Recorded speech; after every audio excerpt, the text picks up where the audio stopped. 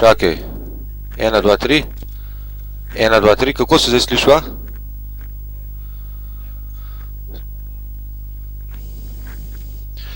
Kaj pa če takole narediva? 1, 2, 3, 1, 2... Ja, a zdaj še kaj šumi, nič več. Tukaj pošiljajo pa...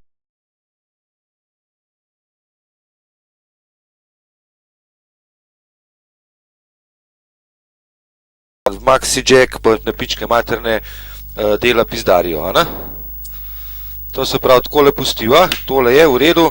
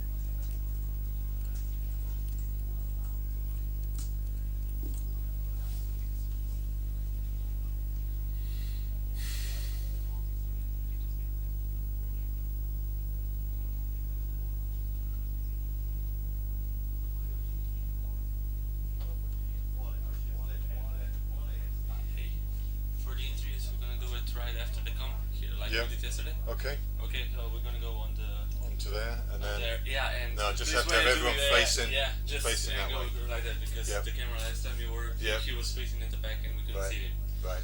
Even if you have like 4 or 5 guys, just Yeah. straight All line. facing. Yeah, and I'm new to it all. Yeah, I'm no getting problem, there. no problem. This is why I'm telling We'll you. get there. It's It perfect. a little bit better. Top man. Yeah. Excellent.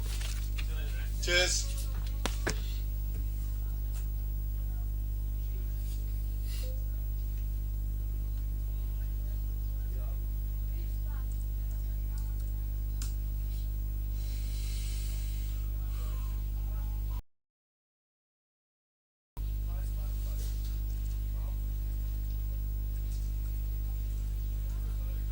Morning. Right. I had a meeting with organizer of next year's European. Yeah. So hopefully we'll manage preparations a little bit better.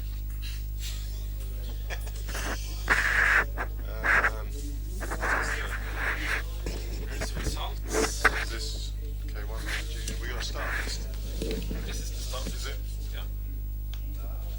No, it's results. It's the results from the first day.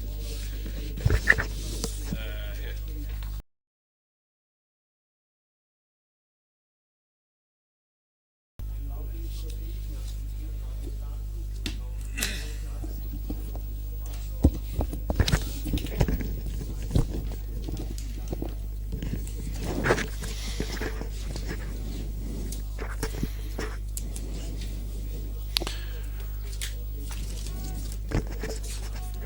We are ready. Can we get online? Ready to get online. Ready to fly.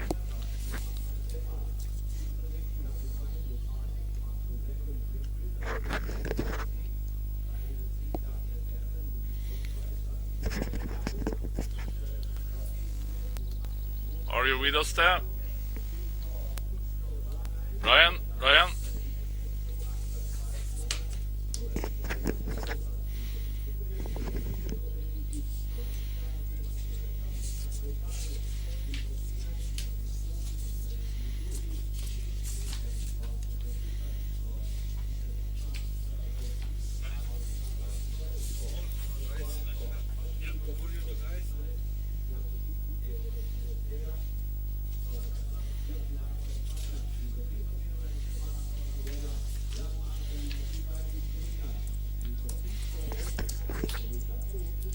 We are ready to go.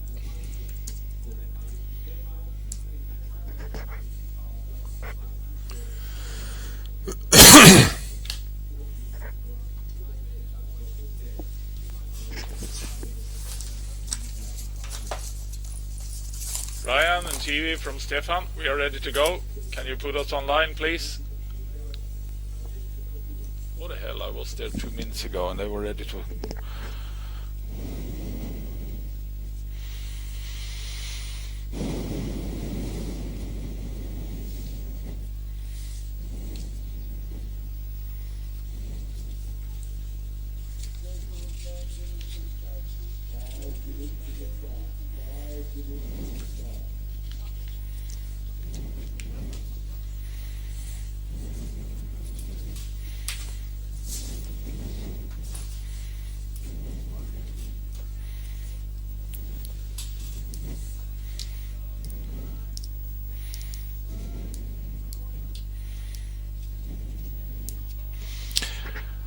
Good morning and welcome to Lake Fušin in Slovenia. 2015. This is the final day in a row of 3, and today's morning we will have 2 races ongoing on this beautiful course in excellent condition, and that is K2 Men Juniors and C2 Men Juniors. My name is Stefan Gustafsson, and I will, together with Ivan Lawler, guide you through this morning session. These guys are paddling 6 laps for the K2 Men Juniors on a course that is 4 kilometers, and on each of these 6 laps, except the first, is Portage. Portage is where the paddlers run across land for 100-150 meters or so, and then jump into their boats again. After the 6 full laps of 4 kilometers, they are doing a final 500-meter lap. For the C2 men juniors, it is 5 laps, but and the same concept. Ivan, this looks pretty good. It's 20 boats, and many of them are very, very good athletes.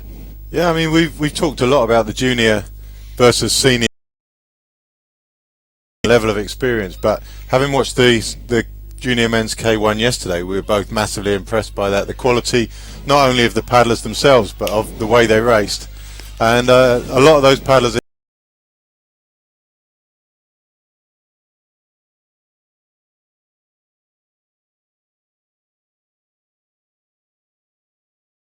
and they won't be keeping up that speed for too long. All the boys pretty much in touch, a couple of stragglers out the back, but as they work their way up the course, they'll organise themselves into groups. We've got a couple of the big names from yesterday in there. Magnus Gregory, the winner from yesterday, he's partnered up with his clubmate from Longridge Canoe Club, Luke Harding, and they're in a yellow boat. They're making their way across to Fazikas and Petro to make the most of the wash hanging. And we also saw now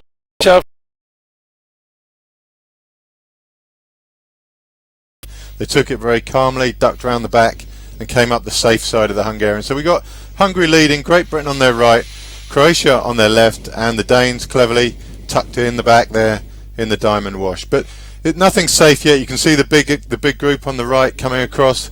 They're also going to be fighting for those places, and there we got a bit of coming together. Get a lot more coming together before they happen.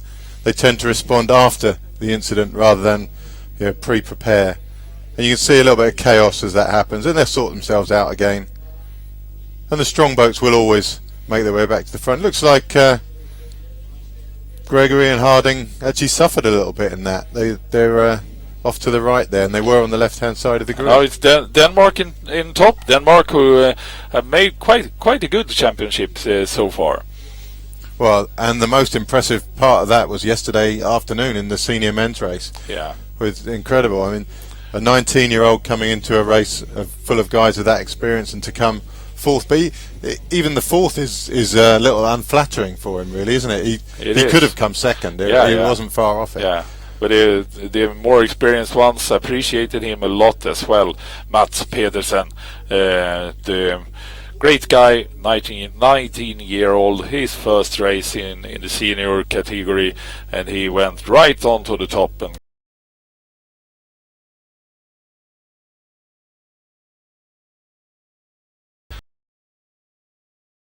with him.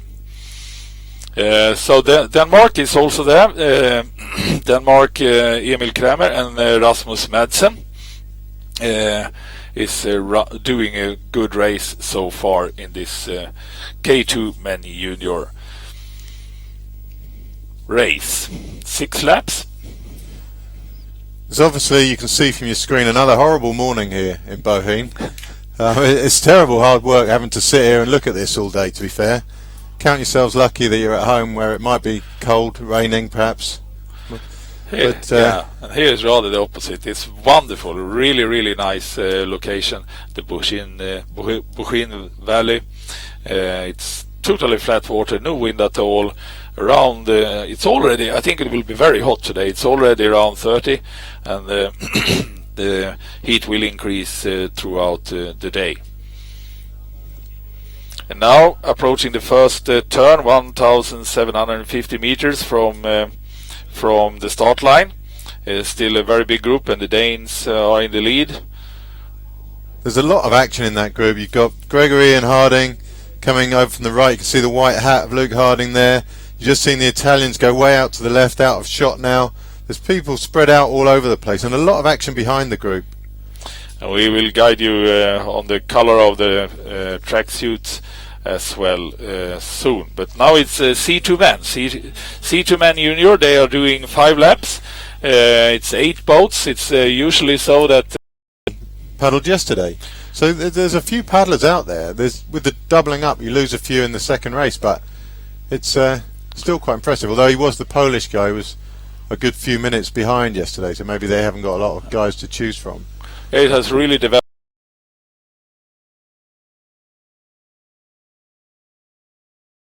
But also for men. So more and more nations are doing it, and Canadian is of course also an Olympic sport. So now in the lead there is Hungary. It is Martin Shiga and Shaba Shavai. Hungary that has also done a wonderful and great championship here. As they always do. I mean, yeah. they're always there. They're always up the top end of things. Oh, beautiful shot of the K2s coming across the top there. Things seem to come around the boys. Germany to their right, Hungary to their left, and Spain again tucked in the diamond. On the far right in the red boat, could be Denmark. Yeah, it is. It is Denmark. So 320, that's Unai Gareca and Emmanuel Barritubena from Spain. They could have short. And there you got them. Very short clip from the.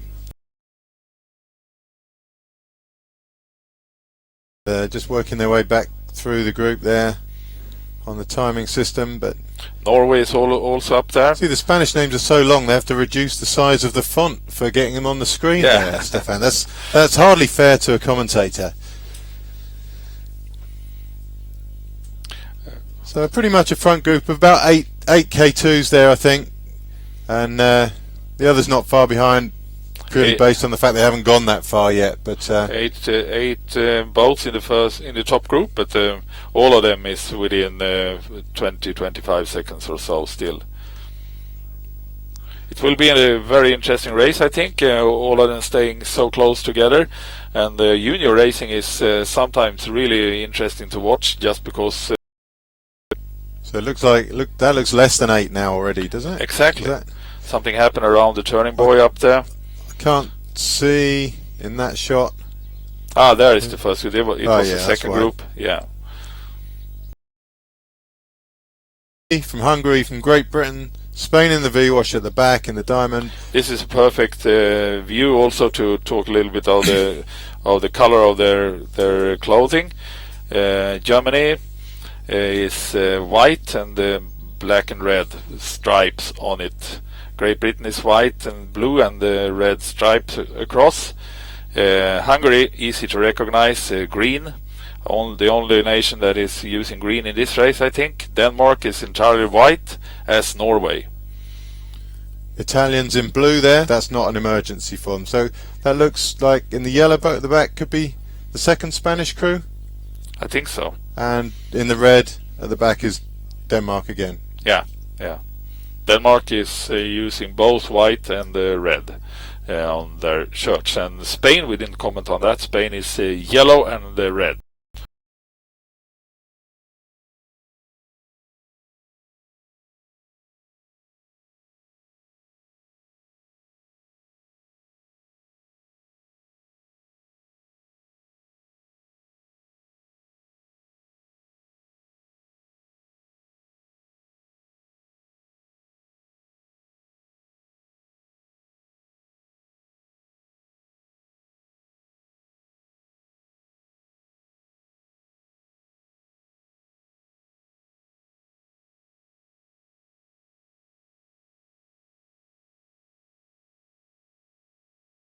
Yeah, exactly. And yeah, if you get on the team bus to go home having only won a bronze medal, and it doesn't feel so great anymore, does it? Where for some teams to get a bronze medal, the whole team would be boosted by Yes. that, and it's tough being part of those teams. Poland is also a big nation in Canadian paddling. And then France. And Pierre Chaz there was the one athlete in this race who actually raced yesterday in the C1. But I think he was about 15 minutes behind in the end, so maybe he was concentrating on this more than his C1 yesterday. Then we got up Pedersen and Win. So straight round and back up to the Lot more squeezing and crashing in the junior category, but these guys just went around the turn smooth. Many of them his second race here today. Fourth position was Spain again.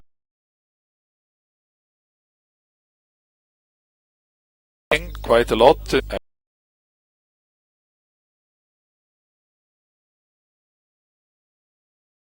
The way he paddles just to really force the boat round instead of just coaxing it round. But the Hungarians made that jump and in the process have left the Poles to take the lonely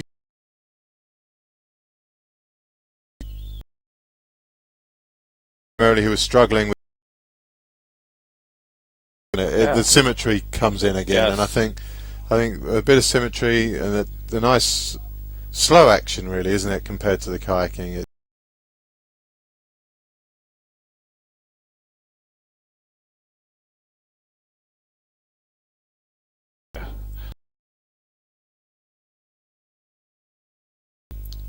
See the difficulty in steering around the corners, guys having to stop actually making lake, but this morning is crystal clear. Italians still there, Danes still there in the red boat. They're pushing on now. It's their turn to lead. Violent discussion about who's going to lead next.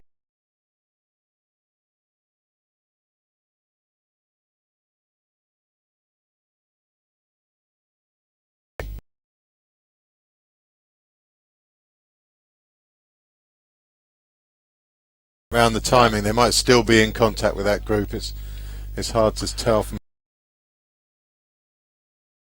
days, and doesn't see a problem with that. No, not at all. And it's the same with Mats Pedersen and the same with the Danish girls that won the K2 yesterday. Top sprinters, the girl finished fourth in the Junior Worlds on 500 meters, I think, last year. And also part of the Danish effort for Olympic medals on the short distances. But it's no difference for them. They are paddling also marathon, and I think that's quite wise. Many nations more or less focusing young athletes on the Olympic distance very early, and I don't think that is beneficial neither for the sport nor for the athletes. For some maybe, but this kind of racing is really challenging, and it creates good shape. Okay, the K2's got strung out there. Someone missed a buoy. They're having to back paddle and go round. It looks like the Danes and the Hungarians. Why that happened, you don't know, but the probability is that somebody just tapped the back of their boat while they were going round. Yeah. Stops you getting round. You can't steer against that.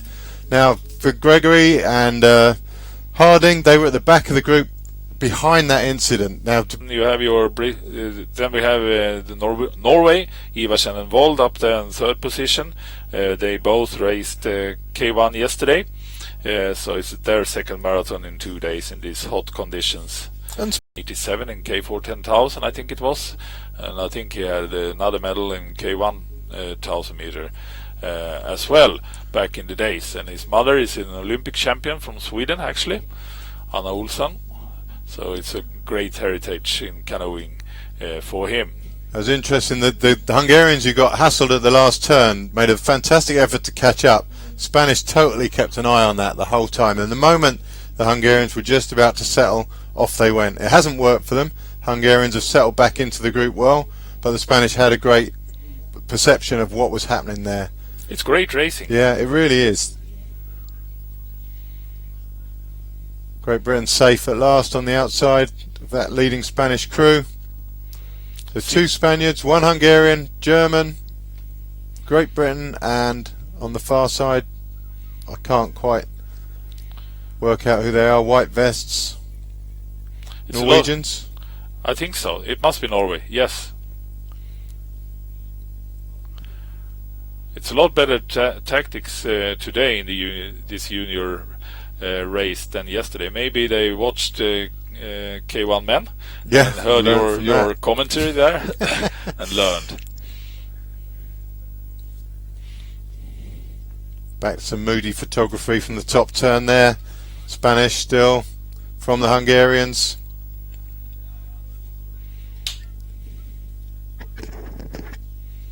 Looks like the second Hungarians never really got back in touch after they were balked on the previous turn.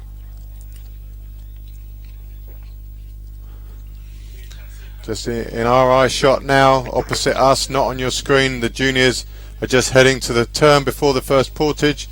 Be quite crucial for them to get safely through the first portage. We saw so many people yesterday arrive in the front group on that first portage and leave in the second. So it's all kicking off over there just before the turn before the portage. Hopefully we'll get a view of that fairly shortly.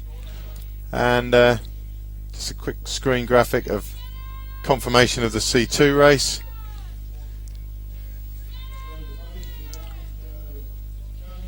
Excitement starting to pick up in the spectator area as they see the K2s heading towards them. About a minute to go now. Here we go.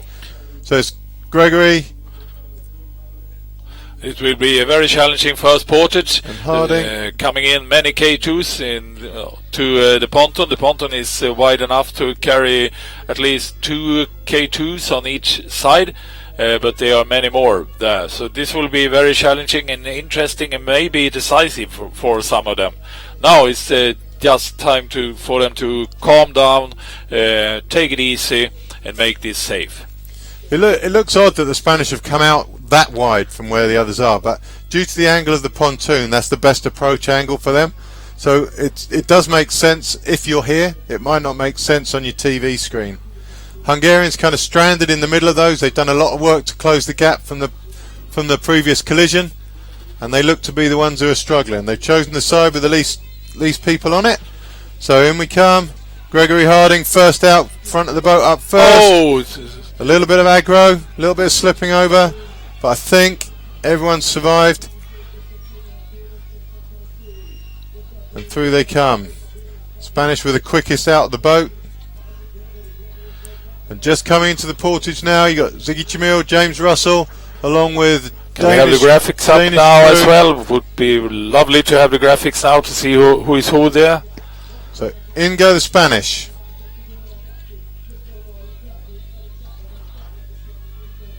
There it I is. think that's Martinez.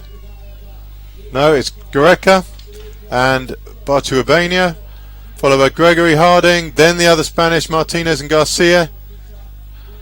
And out from the portage is Spain. Spain made a great portage there, and they are flying. They created a gap for themselves. And there's Hassel, and that looks like disaster for Gregory and Harding. That's a rudder problem right there, possibly from where they got out of the portage. Yes.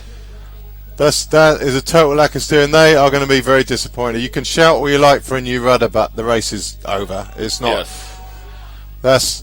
That's so sad for those boys. They've gone through a lot to be here, and see what they do. Such a great day yesterday, and just a big disappointment. The Great Britain team will have everything they need ready because that's how well organised they are, but you can see they're not going to be closing those gaps. So it's the Spaniards who made the best portage.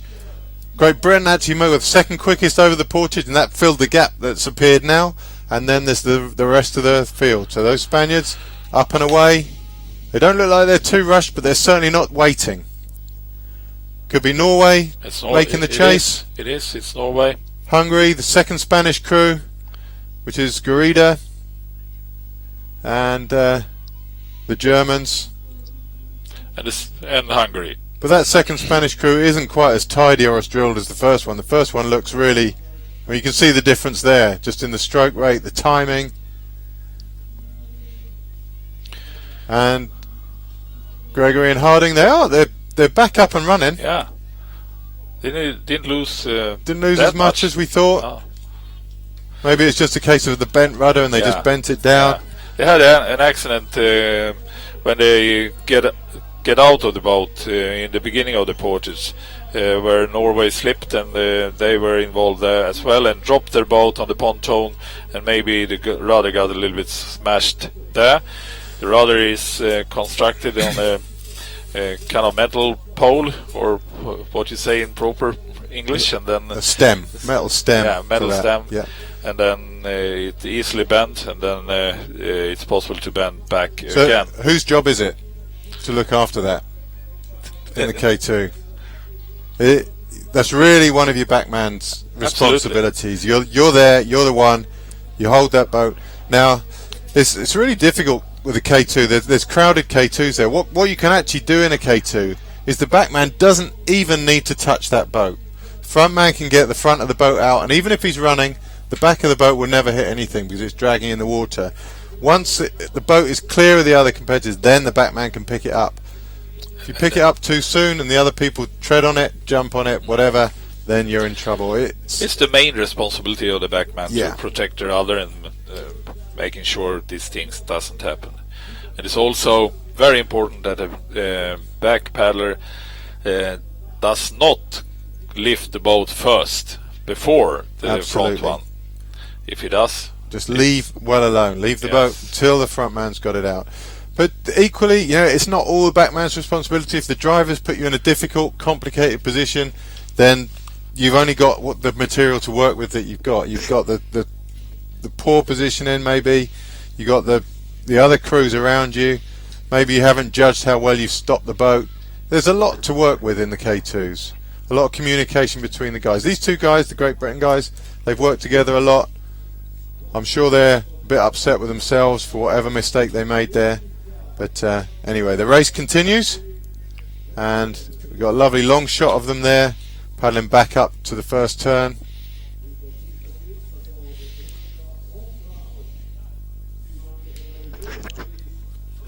Looks like the Spaniards are still on their own out the front. There's still just a group of 4 there.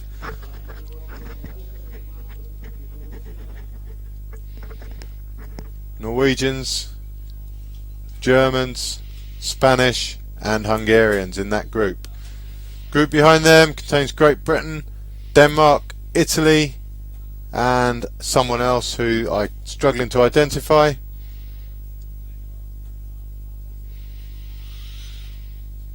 And here we are. I'm thinking a little bit of the small accident that we saw on one of the previous turns, where one of the boats, I think it was the Danes, that were involved in getting on the inside of one of the boys. It's a kind of culture thing to stop there and back off again, because the rules nowadays is that if it's not your fault, if it's by accident you are squeezed into such a buoy, either by someone touching the back of the kayak and steer it the wrong way, or if you're too squeezed by the fellow competitors on the outside into the buoy, it's not your fault to miss the buoy. Then you can continue to paddle, and the penalty for it goes to the guy, to the crew causing the accident. But in the Nordic countries, especially in the Nordic countries, that's a different story. If you miss a buoy in the Nordic, in Sweden, Denmark and Norway and some other countries as well, if you miss a buoy, you need to back off, even if it was accidental. So what we saw there was them following the tradition they are used to from home, and they haven't been able to catch up with the regulations of the rules of international marathon racing. I think to think that all through clearly, Yes. in a situation like that is asking a lot of anyone, let alone It juniors. is, absolutely. And you mentioned it's the people who caused the problem, but it's like dominoes. You don't know where the cause was when you're the guy who's going inside Yeah. the buoy, and especially if you're the back man, you don't know that your front man didn't make the mistake. Exactly. So the back man could be thinking it's your fault. It's a very difficult situation, but But we made these rules to make it easier. Actually, and it's so reasonable. Yeah. The crime of going inside one buoy is not a disqualifiable offence. No. It's not. But if it's clear that you do it on purpose, just to gain some ground, then it is. Then it is. Yeah. But I mean, that was clearly an accident. It was the Danes and the Hungarians who Yes. suffered, and they, the Danes more so, because the Hungarians at least have caught back up to the group. And it's about fair racing, everything. We try to make rules that makes the race fair. And before, in previous days, it was only one penalty, and that was disqualification. It's not anymore. If you make a minor fault, you will have a 15-second penalty, and standing here in the Portage and waiting 15 seconds, seeing your fellow competitors run away. That's not a situation you want to be in. It's not fun. Okay, just getting into the water there, 4:06. That's Calvo and Garrido from Spain, and opposite them, the Hungarians, 4:04. That's Siga and Savai. They've been leading the C2 race pretty much from halfway around the first lap, and that state continues. Behind them is the other Hungarian boat and the Poles. They also came into the Portage together. The Poles now in shot, running through the Portage. A little bit of an energy drink thing there. Look like an energy gel for the first guy. Seems a bit unnecessary to have an energy gel after about 20 minutes of racing. No. And the distance isn't that long either. So 4:03 from Poland, Portage and Rybakowski.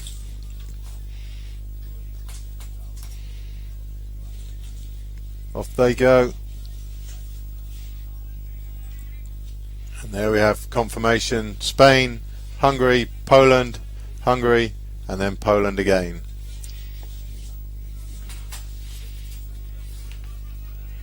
So they all head up to the top end of the course.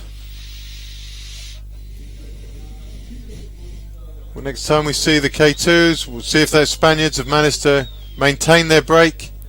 Having seen it done 2 or 3 times already this weekend, senior women, senior men, maybe that gives you a little bit of extra confidence if you're the boat that's broken away. A chasing group of 4 when you're on your own is really quite intimidating. It's just whether that 4 can arrange themselves and agree to help each other out for a while rather than race each other.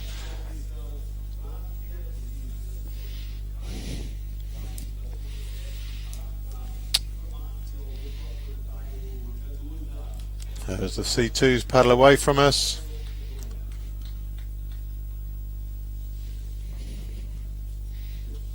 I think we're still having, judging by the messages we're getting, we're still having trouble getting the live stream out there. We can only apologise for that. All I can tell you is that Stefan and myself are doing a great job in here, even if you can't hear us. Absolutely. In fact, some of the bits you can't hear are our best bits, I believe. But it is great problems here with the internet connections. This remote valley of Buchin is really nice, and the perfect paddling conditions and everything such is really nice. It's so tranquil, it's far away, but it doesn't provide enough capability, enough bandwidth for us to make a good broadcast out of it. But on the positive side, Stefan, from this side, everything else is in place. Yes. So when you do get a venue where the technological stuff is in place, then everything is going to go out smoothly and things will just get better and better. Yes. So if you're out there, be patient with us, and one day it will all come right. And that day is first the last weekend in July, beginning of August, where we will appear in Brandenburg for the World Cup, the Marathon World Cup in Brandenburg, Germany. And there we will have internet, good internet and everything else in place as well. Everything except me on that one, Stefan. I'm sorry for that, yes. I'm on holiday that one. I can't always be working, Stefan. Everyone needs a break. But I will be back, hopefully, if I'm invited back for the World Championships in Győr in September. Absolutely. And that is the 10th of September, I think, 10th to 14th of September in Győr in Hungary. And we expect a big, good technology technology setup that will be working perfectly from Hungary. well, not only good technology, we'll be expecting crowds measured in their thousands rather than their hundreds, and a whole nation that knows what they're watching, and all the excitement that goes along with that. So here we go, K2 front group. The Spanish have been caught. Either they chose not to run, thinking they're too far from home, or the chasing group organised themselves well enough to close that gap. So Hungary leading, Norway, then Spain, and then Germany.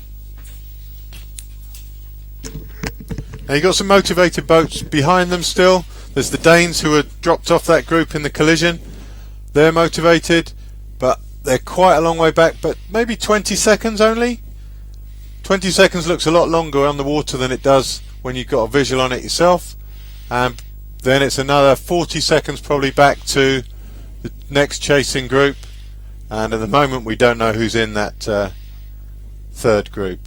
But for now it's the Hungarians leading, looking very well drilled.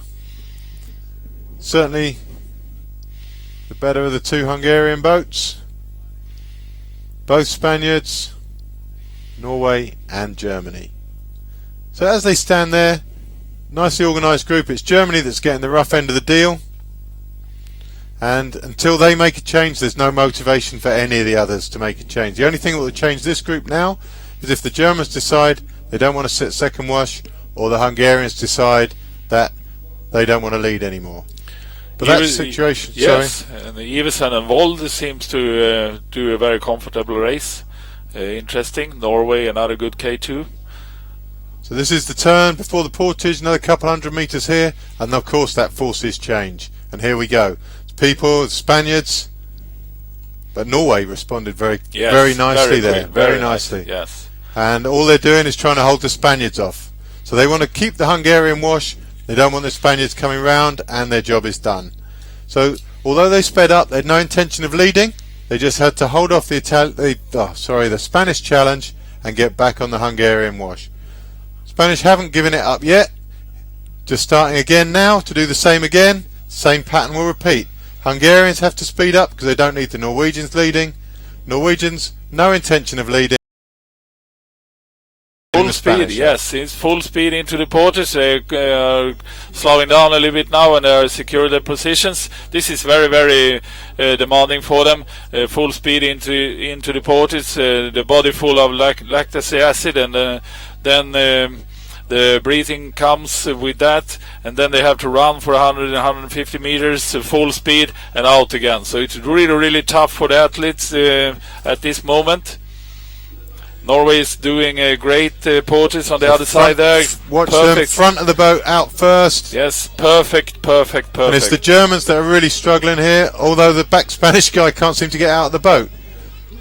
So I'm not sure what was wrong with him there. Something clearly wasn't right for that crew.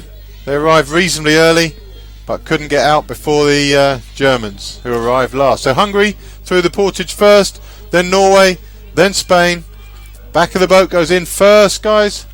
Back of the boat goes in first. Yes. We'll teach them, Stefano. Yeah, I'm sure when they watch this video next week, they'll learn. It's Hungary, and it's Norway, and it's Spain, and then it's a small gap to Germany and Spain once again.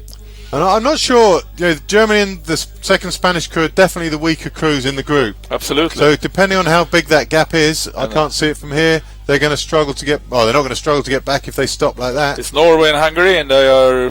Hungary is slowing down now, and that does also the Norwegians. Yeah, it is very demanding for them. Really, really demanding. Full speed into the Portage, full speed over the Portage. They are tired, and if they don't have a gap that a judge is possible to use to make a breakout. See the Spanish dropping around the back of the Hungarians there to go into the diamond wash, which is the most restful place you can be. Hungarians felt they'd done enough coming into the Portage. They weren't prepared to do more coming out of there, and Norwegians have taken the lead. Hungarians a little bit naughty there. Look, they've just squeezed the Spanish. They had no reason to go across behind the Norwegians. Yeah, but it was an appropriate it's a tactic. They wanted the wash behind. I think They've maybe decided the Spanish are their strongest opposition, and they're not going to help them out. Exactly. And Exactly. It's a harsh thing to do, but it's probably the right thing to do. Yes. You can see there the Danish crew that were hassled earlier on. They're in that chasing group of 4, and that group's definitely closing now, isn't it? Yes. In fact, they're right on them. It's even with the camera angle shortening the distances, those crews are right back up there now. They're coming wide, and when they run back in down the washes, that will become a group of 8. Very well done of the Danes that had the trouble around the turning buoy previously. Søren Marit and Jonathan Dagnes Hansen. So what actually happened there was the Spanish who struggled to get out of the Portage have actually been caught first, and they're the ones doing the work to close that gap. So another fortunate break for the crews in the group behind. You've got a very strong Spanish crew there who are prepared to work. I think the front group's seen them now as well, and they're sort of having a discussion as to who's going to stop that happening. But I think it might be too late to stop it happening.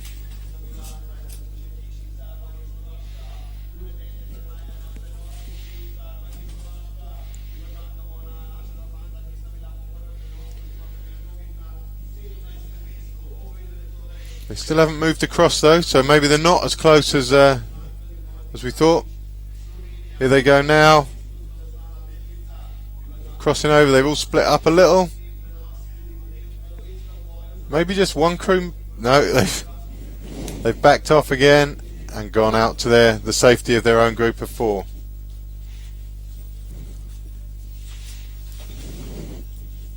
So we appreciate all our viewers being here today. We'll give it our best shot, keeping you informed. We know you had the choice of Wimbledon, the British Grand Prix, and the Women's World Cup football, but you've made the right decision, and you're here with us in Boheen at the European Marathon Canoe Championships. We appreciate your loyalty, but I have to say this event is well worth watching.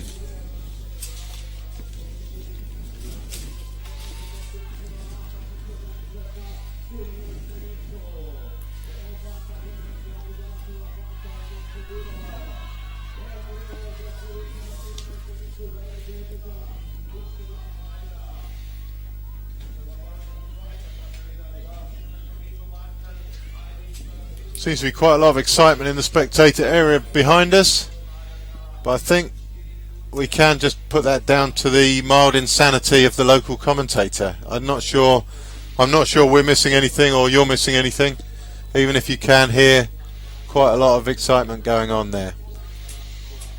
So yep, it looks like that group's reformed as a group of 8. Good news for me as a Great Britain fan. Our crew of Jamil and Russell made that group along with the Spanish, who seem to be the workhorses that closed the gap. So thanks to the Spanish poor portaging,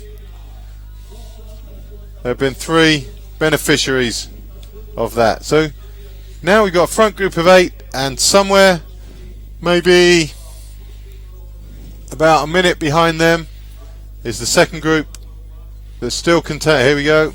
Who have we got in that group? Very hard to tell. I think that's Portuguese.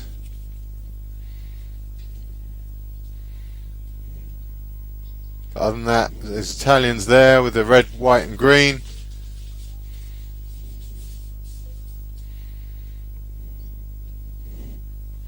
But no, it's too difficult for me to identify them at this stage.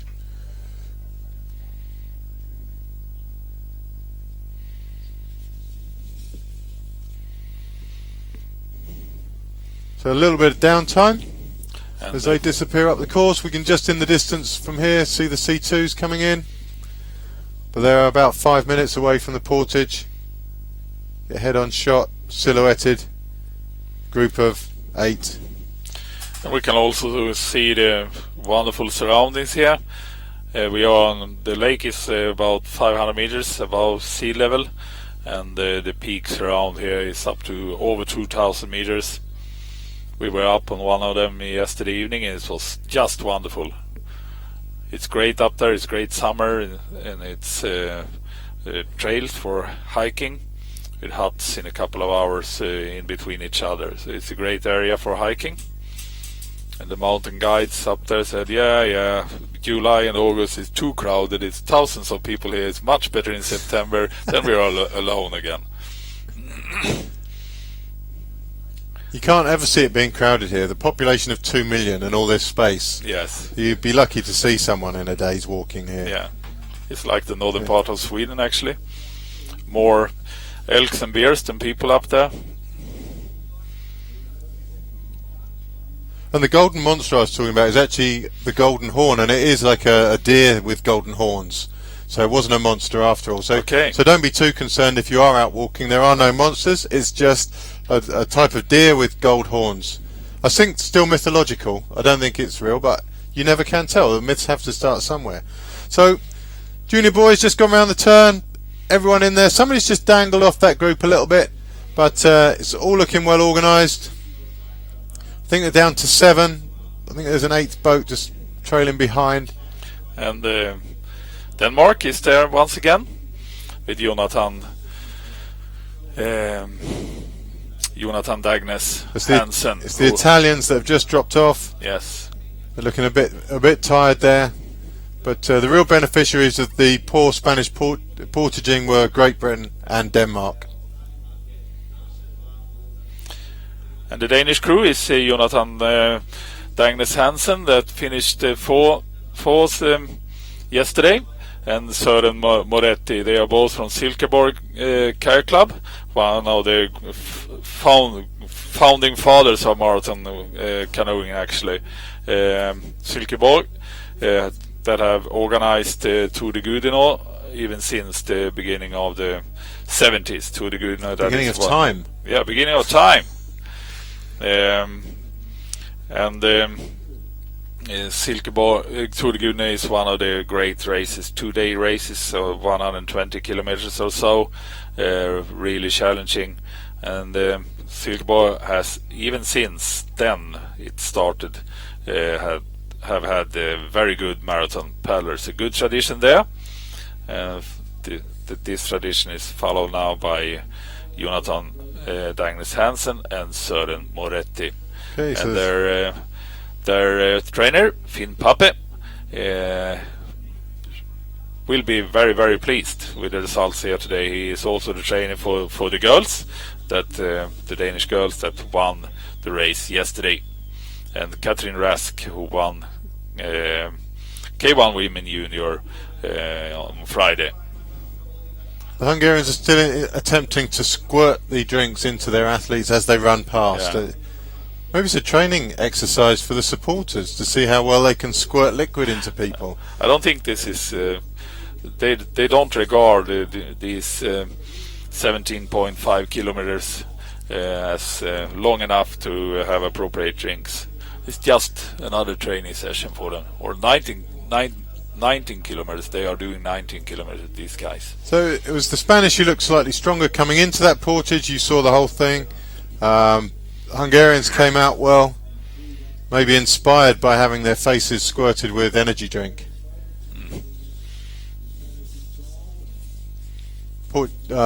Polish in shot there, followed again by Hungarians. It's Ria Bukowski in the front of that boat, and in the back Pierre Chaz, who raced yesterday. Nicely out, front guy's gone, and there's, you see there, not bad at all. No rush for that back guy to get hold of the boat. In come the Hungarians, but we're going to watch the Polish run through the portage.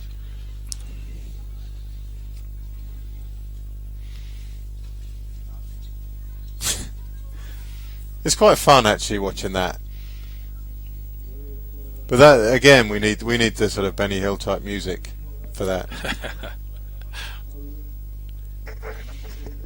So they're going to get back in their boat.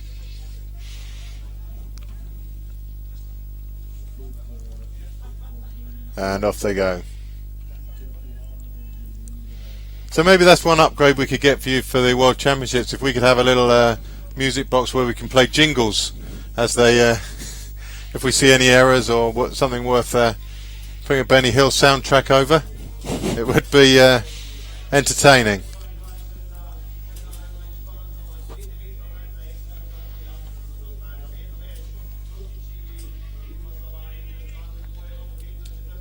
So that's the C2 currently lying in third.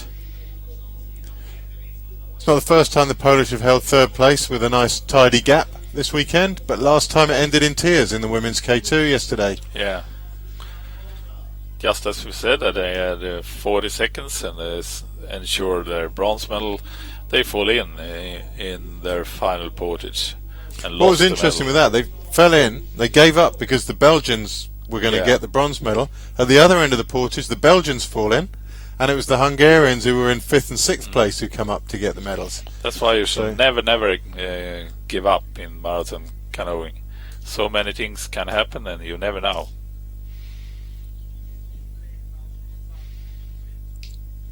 So as we watch the C2s paddle away from us, we await the K2s. We can just see them from the commentary tent. Still looks like that full group. It looks like the Italians may well have caught up again because there's no single straggler behind that group now. So the Italians have made contact with the group again, and it seems to be moving fairly slowly. But with the portage coming up, the boys will need a reshuffle, and we'll try and talk you through that as it happens. Maybe we can have a camera shot on them now, on the other side of the lake here, right from here, of the K2. There we go.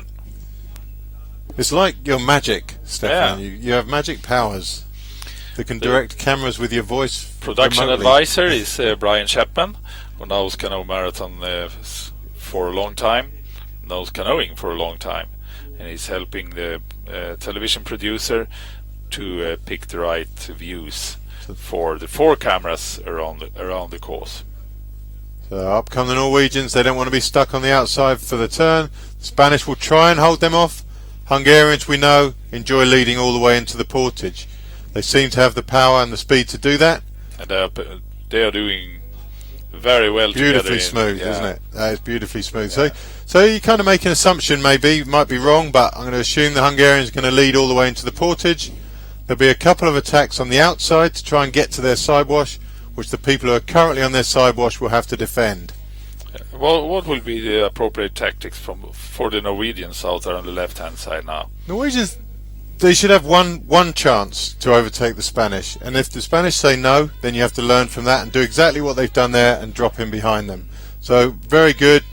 I mean, it's a bit chaotic in the shot now, but actually we can't really see from the shots what's happening in front of us. You can see one of the crews could be the Norwegians. I've had to. Yeah, it is. So to be out there when they were currently coming into the group, somebody must have tapped the back of their boat and affected their steering. Yes, it was Italy that touching the back of the Norwegian boat, and they went out a bit, but managed that quite well.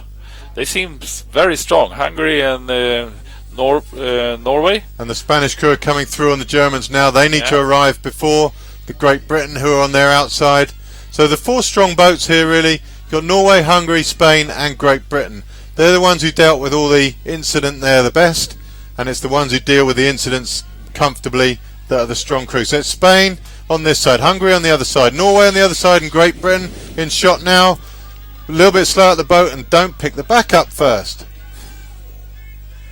The Spanish again, fairly slow at the boat. Maybe there's something wrong with one of the guys there, but certainly nothing wrong with these two. They run well. Oh, C2 in the way. Oh no, that C2 needs to be gone. So Spanish in, C2 just in time. The Hungarians away, Spanish away, Great Britain away. Norway just putting the boat in a little bit too late, really. They're going to have a couple of lengths to make up, but Spain off again. Second time they've led out of a portage, and second time they've led out of the portage very comfortably. Hungary, Great Britain now. Norway, as we saw on the graphics, Norway was within the top 3 in the beginning of the portage, and they are back again. but they lost some ground there, getting some drinks into So it's the Vold and Portage. Iverson. Great Britain waiting in the back behind the Spanish there. Norwegians have to go all the way to the Spanish, and when they get there, who gets the most benefit from that? Great Britain. Yes. So good work from Ziggy Chamil there. Thought that through. Probably from the wisdom of his coach, who was one of the best 10k paddlers we had, Norman Mason. He's coaching not only Ziggy but a whole multidiscipline group up at Nottingham Canoe Club under the banner of Norm Plan. And a bit of a change there. Hungarians decided to bully the British there. Yeah. Hungarians probably making a point, I don't know. And now Norway realized the situation and go to the other side. To the far side. Great Great Britain now need to stop. They need to stop and move up with the Norwegians and get back in the diamond wash. So I think he's been a little bit slow to do that, but maybe he can see that the Norwegians aren't closing as fast as... I'm hoping he can see something I can't, because I don't like him sitting where he's sitting. You can see what Norway is doing now. They are pulling hard now to get onto the wash there, and now Great Britain realized that. Now they have gone bound. Now, ideally he should have done that much sooner. Yeah. Then he can use the Norwegian effort to catch up instead of his own. So and perfectly managed, both from Norway and Great Britain. now it's done. Norway with Magnus Iversen and they are both from Fana Kayak Club in Bergen, Norway, and their coach is Morten Iversen and Anna Olsson. Both of them have medals in World Championships and Olympic Championships. A lot of canoeing going on in that family, and not only for their son Magnus Iversen, but also for the other athletes up there in Bergen. So it looks like the Germans are making a fairly concerted effort to close that gap. It's a fairly big gap to close, and when they get there, what have they got? There's not a lot of... There's no spare space in that group. They're going to have to pick up... But do the Norwegians look like they're having trouble steering, Stefan? They're all over the place. They're wandering out, they're wandering in. Maybe. Could be. They both the previous portages, they have had some trouble getting out. And I saw the boat was dragged up on the pontoon. So it could be something there. They did well, but it was a very close call to the pontoon. So whether that group will reform, Germans were attempting to close the gap, Italians back there with them or just behind. We've seen them close the gap before, and off the back of that group, Denmark in the red boat, they've had a tough old race really. They've had a lot of catching up to do, and the second Spanish crew also there. So good strong nations, but it looks like the Germans have closed the gap. The other three, Italy, Denmark and Spain, still floundering a bit at the back, and front group of 5 followed by a group of 3.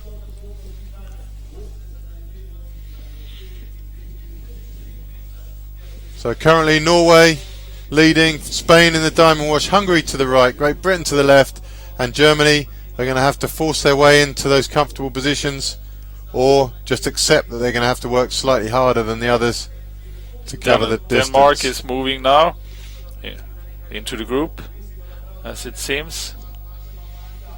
Denmark that it's really hard with the camera angles there. I think there's still a gap between those back 3. Yeah. Yeah, I think that maybe that camera, it's still hard to tell. Denmark is certainly trying something. They've moved away from the other 2 in their group, and maybe they are attempting a solo closure of that gap that had opened up. I think they are eager to get a good wash, to rest somewhat after the effort they were forced to do to close the gap when they had the accident at one of the first laps on one of the turning buoys.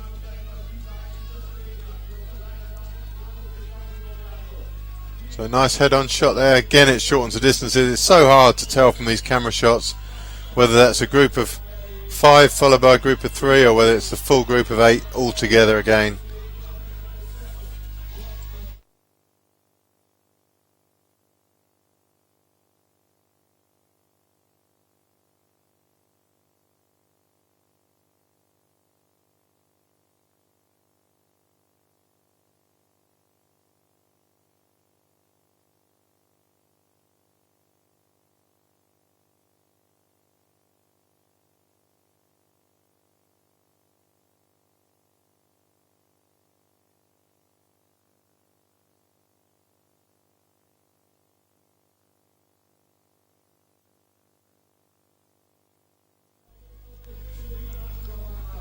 So, Stefan's just left the commentary box temporarily because, as ever, between the two of us, we failed to keep track of the number of laps. We just get too excited about the actual action itself. But it looks like that whole K2 group's reformed. So back to a 7-boat group. Norway, Hungary, Great Britain and Spain making up the front 4. And then on the outside you've got Germany, Italy, and somewhere in the back there should be Denmark.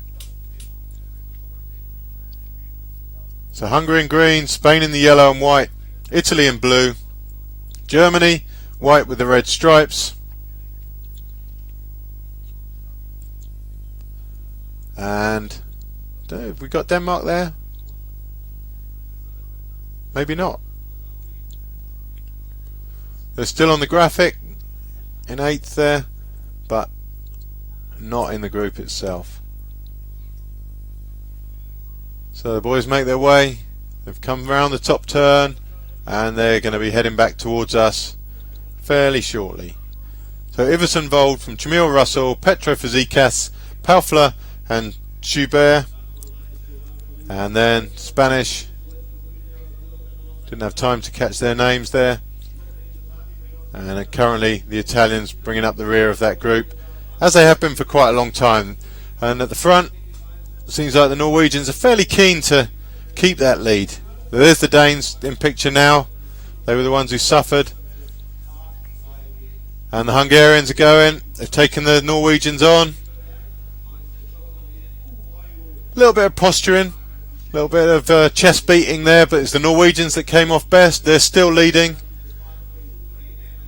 Hungarians just been given a bit of a slap down, and normal service will resume back to normal cruising speeds. Onto the C2s. They're just coming into the turn before the Portage. Last time coming in, it looked to be the Spanish who were stronger, but the Hungarians ran through the Portage well and got in first, so really nothing too critical at this stage. So 6 laps in total. Hopefully you, the spectators, have been keeping track better than I have, but we'll update you. I think they've done 3 Portages already. This will be their 4th.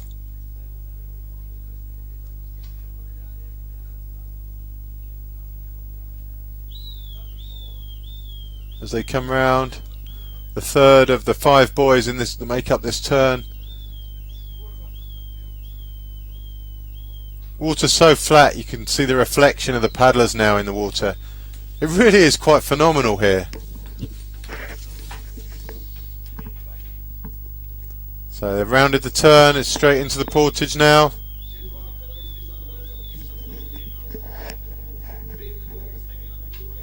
Spain choosing the right hand side of the pontoon. Hungary pretty much having to settle for the left side. There's no real benefit in either side, and whatever benefit you gain at this end, the opposite side has the advantage at the getting in end, so nothing really to choose. They probably just have a favourite side they get out. An awful lot of people who belong to a canoe club, you find, can only get in or out of their boat on the one side, because that's how they do it from the time they learn. And hopefully these guys have moved on since that stage, but you still have a favoured side. I like to get out of the left side of my boat and pick up the boat with my right hand. It just works better for me. So Spaniards coming in, looking the stronger of the 2 crews, just as they did on the previous lap. I'm looking forward to the Hungarian support crew show, which will be treated to. Oh, no rush on the Spanish part there. Let go of his paddle, he put his paddle on the floor. Just no need for that. Could hold it and it would save you a little bit of hassle. So through come the Spaniards, usually well organised. They've got drinks around their neck already. Second guy's going to get his next drink. Job done. Meanwhile the Hungarians are trying to squirt their paddlers with a bit of orange juice from a bottle. And this time it will be the Spanish that get in first. Be interesting to see if they do feel as strong as they look. Maybe they'll make a bit of a break here, but no real rush. And off they go. Should give them about 5 or 6 lengths. Whether that gap can be closed or not depends exactly on how these Hungarians feel. So this race will pan out, and just in view for us in the commentary, that's a decent sized gap there, 5 or 6 lengths. Hungarians are going to have to work hard to close that. About a minute away from the Portage. At this end is the Polish crew, and they're now being hunted down by their compatriots and Hungarians working together. Here we are, they're all 3 of those in shot there. So it's Poland from Hungary from Poland.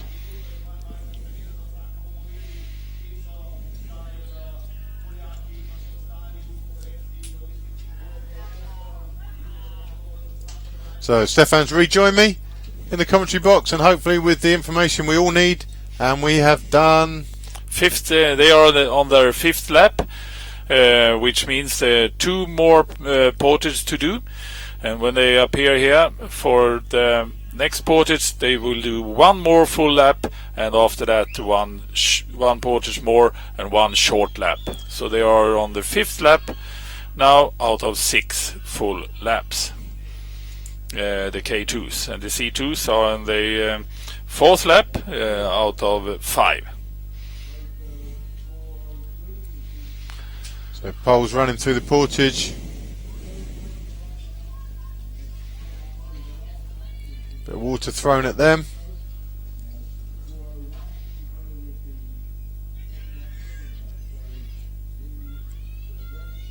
And the K2s gradually coming round, coming into sight now.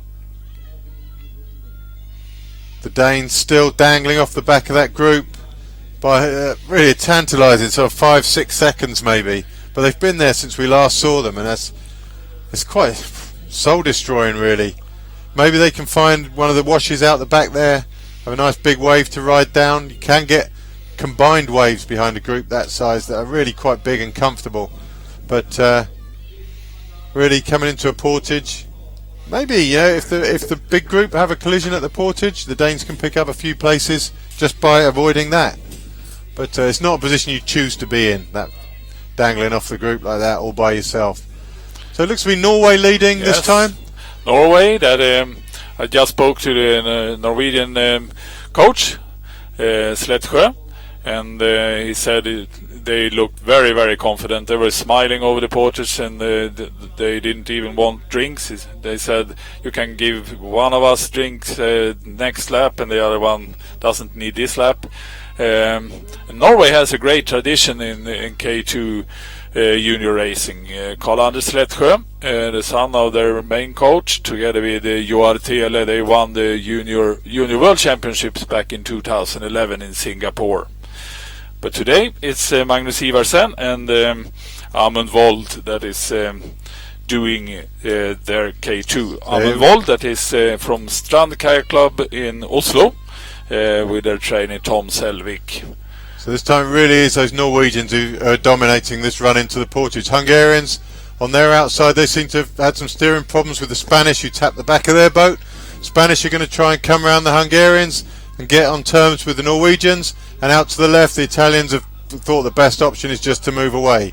So it's the Spanish trying to get on level terms with the Hungarians. Hungarians moving away from the Norwegians, and that's purely to hold the Spanish out. Now they're coming to the right hand side of the Portage. Norwegians going left, Great Britain to the left behind the Norwegians. So it's Norway first into the Portage, Great Britain behind them, then Hungary, Very then well Spanish done. and then the Italians. Very good Norwegians Portage. absolutely clean away. Hungarians out well, and Spanish again very slow getting out. Italians going well. I'm really not sure what's going on with the Spanish getting out of their boats. It just seems to be taking forever. Watch Norway now, they are really doing well. That and a little raise of the paddle there as well. That's those sort of things come back to haunt you sometimes, don't they? There's still a lap and a short lap to go. There's still accidents can happen, and there's nothing's comfortable at this stage. So it's Norway away. then Hungary, then Great Britain. Not sure who the fourth person's going to be there behind the graphic, but think it's going to be Spain. Yep, there's Spain on the side of Great Britain. These four are away now, and maybe this is the time that it's reduced to 4 paddlers.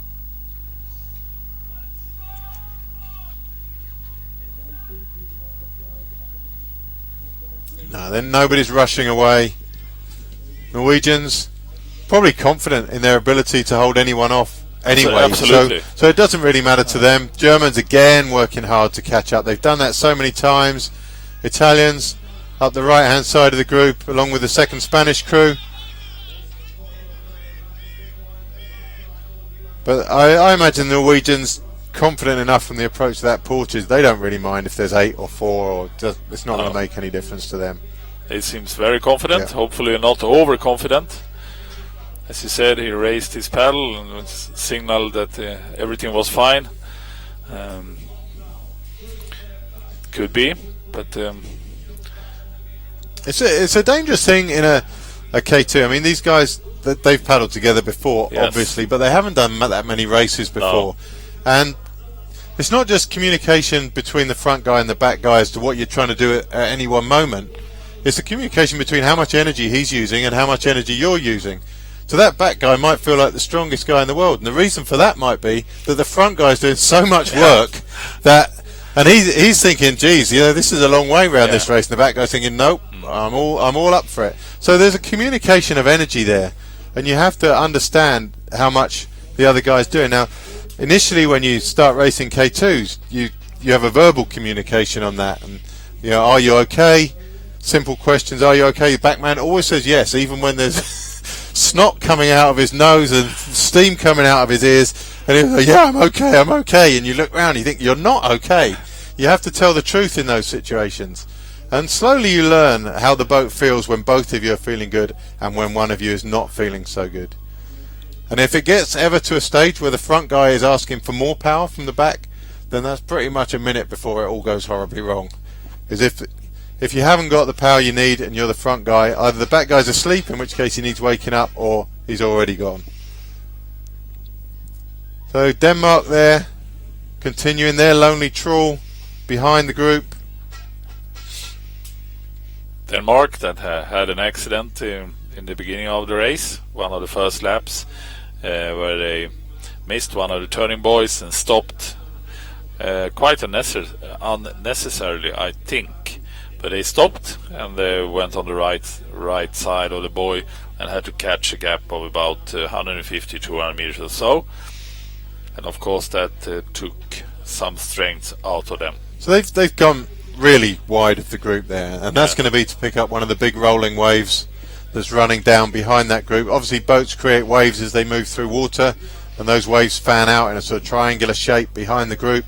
We didn't see that in the previous junior races this weekend. Probably they have watched and learned from the seniors. Seniors yesterday, yep, absolutely. And of course that's what juniors need to do, and the coaches will encourage that. They'll say, watch what's happening in the senior races, see what he did there, and hopefully when they if they watch the videos, they'll see the mistakes they've made, see if there's any improvements that can be made, and that's sport, that's coaching, isn't it? You make a mistake, you correct a mistake. It's what's crazy is if you make the same mistake 10 times. And the seasickness you can feel from that camera is because the camera is on one of the pontoons, and it's also judges there on the pontoons, and it's also proof that the water seems like it's absolutely flat, but it is some wakes from the boats that makes the pontoon rocks a little bit. It's so flat here today and absolutely no wind, and that means that the wakes is created by the kayaks never dies out fully. They rolls on and rolls on all over the lake, which could make it a little bit messy sometimes. Especially after some of the turns where you meet your wake coming up the lake and you're going back, and you end up crossing the waves you've made yourself, and it seems almost a shame when the lake's this flat normally. Keep it iron smooth. So off they go, paddling up to the top turn. Our next bit of excitement will be the C2s arriving for their final portage, and that might be quite a while yet. They're not even in sight, so I wouldn't be that surprised if the K2s are only just behind them by the time they get back.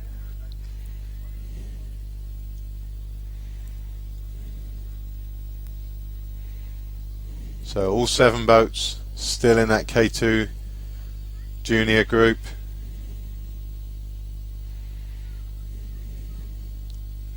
How many of those guys do you think they can win, Stefan? I think at least 3 of them. Hungary, Spain and Norway. Yeah. If I was Spain, I've lost too many battles coming into the Portage now. I maybe settle for not a win and try to compute everything for a second place. Yes. Rather than go for the win and miss out on everything. So I think Hungary and Norway have got a genuine chance of winning. Beyond that, you need to start working a different plan. It's not to win the race, it's to get your best result possible from the race. And I don't think they are experienced enough for that kind of thinking. They are still focusing medals, all of them. And maybe Norway and Hungary, as you said, is the ones focusing to win. But all of them will be very happy for a medal. So if there's 4 or 5 boats there that can't win, and you've seen what's happened in all the sprints so far. Initially the Hungarians were the quickest and the strongest. Now that balance of power appears to have changed, and now I'd be looking to the Norwegians as my crew, and I would want to come out of the Portage very nice with shot the Norwegians. The technique so smooth. That is lovely. Yeah. So I'd be rearranging my race now so that I would be next door to the Norwegians on their wash when the finish sprint comes, and that arrangement needs to start to happen so that you're in a position. You don't want to be in the V-wash behind them anymore. You want to be covering them pretty much from now on, I would say, so that you're assured of being next to them at the finishing sprint, or at least given the best chance of being next to them at the finishing sprint. But they are definitely holding an initiative now, the Norwegians, paddling so nicely in front of the group, setting the speed, and seems to dominate the group. Yeah, they've got the group going at the speed they want the group to go at. The flurries of excitement have died down. I think people have realised they can't get by. But the flurries will kick off again when people decide they want to be next to them, because everyone should want to be next to them for the finishing sprint. So there will be some more action later. But for now, they're content just to cover the ground. I'm not surprised that these 2 guys is better the longer the distance is. They are both cross-country skiers as well, as so many people in Norway are, and very fit.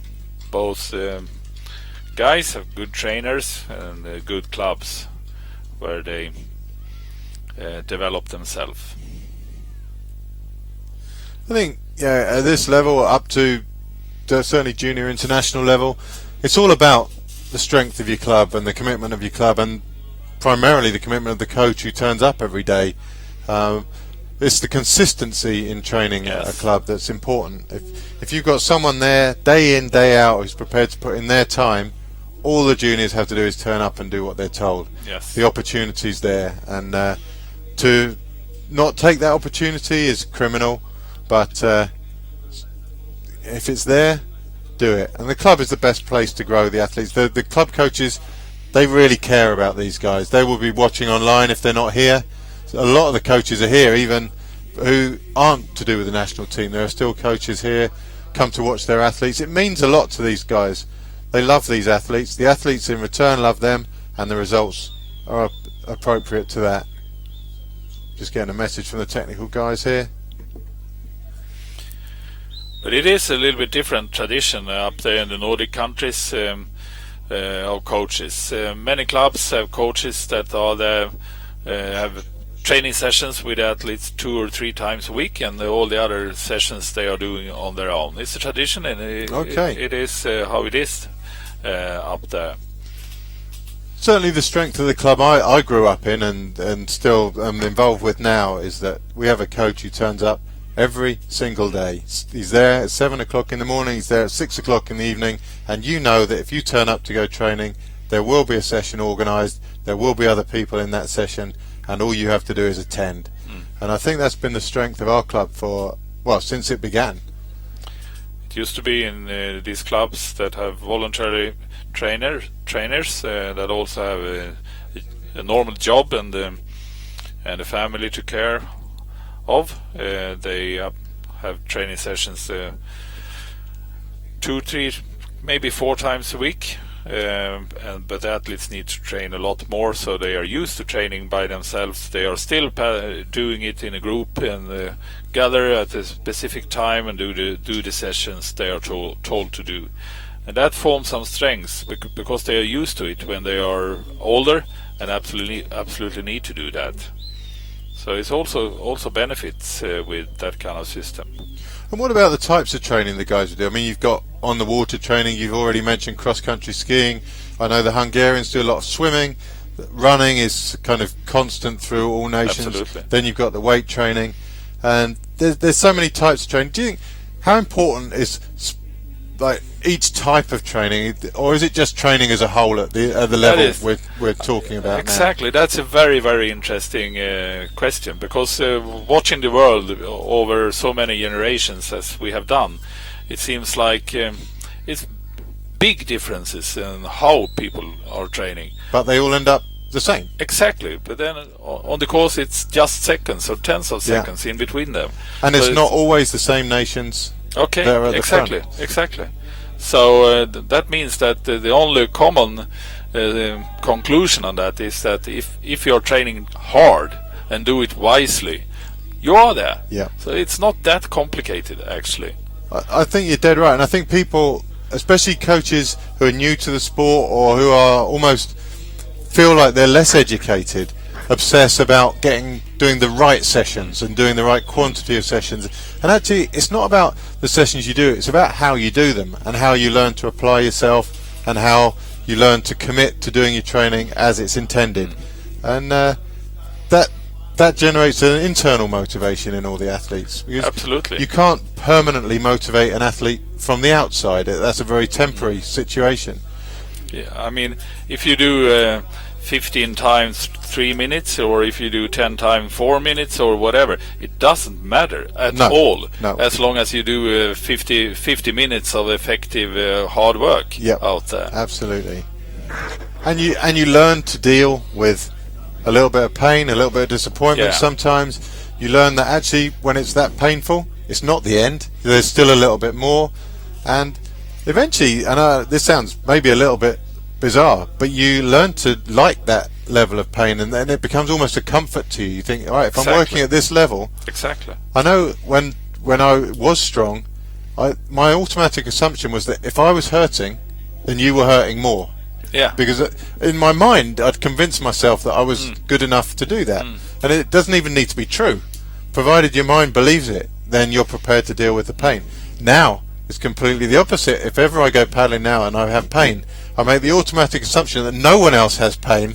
I'm the only one suffering, and inside I'm crying. Right in the middle here, I'm crying, and I just want to go home, and I wish everyone would slow down. But I think that kind of mental discussion with yourself is really important for this. I think that's one of the differences actually to become a world champ or just a club paddler, to be able to have that discussion with yourself, that and be convinced that I'm the one feeling less pain than any others. Okay, now, we really need shots of the K2s coming into this final turn before the short lap.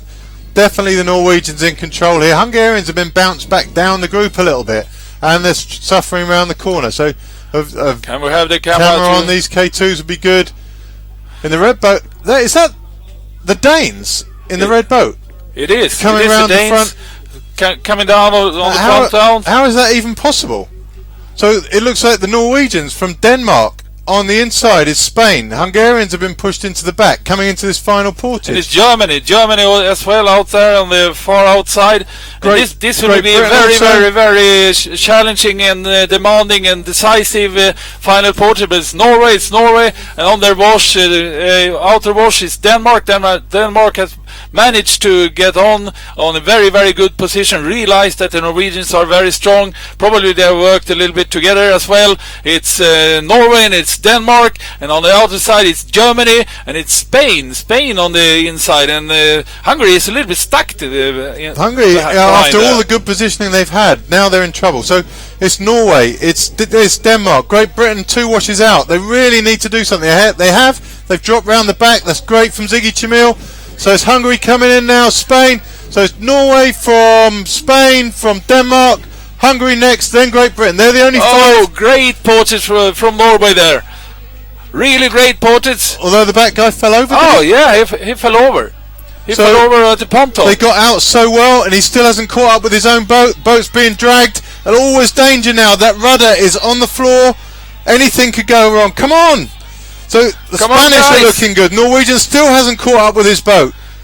If it, He got just it. in time, Just in time. Oh my life! So it's Spain in. Hungarians have fallen over now. Where's the Benny Hill music for this? Okay, so it's Norway for Spain, from Norway, from Denmark, from Hungary. It seems like And they they're the saved their three. rudder.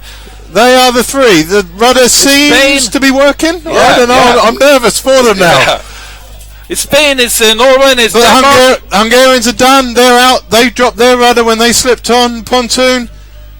Germans are out. They're finished. Second Spanish crew, they're done. It's only Great Britain that could possibly get into the front 4. But it's Spain away. Spain is away. And we totally missed the finish of the C1, C2 race, which is Spain. Spain. They pulled ahead of the Hungarians before the final portage. They've won. That's 4:06. Calvo and Garrido, congratulations to them. But let's get back to the K2 race if we possibly can. K2 race is still Spain. Spain was hiding a little bit on the final lap, hiding, but now in the final portage they did it very, very well. It's Spain and it's Denmark and it's Norway. Spain, Denmark, Norway. It does not look. It's going to be hard for those guys to catch the Spanish. Spanish are up and running. Denmark, who've done so much catching all the way through, they're being relied on to close the gap. Norway, is he going to regret raising his paddles at the previous portage, Stefan?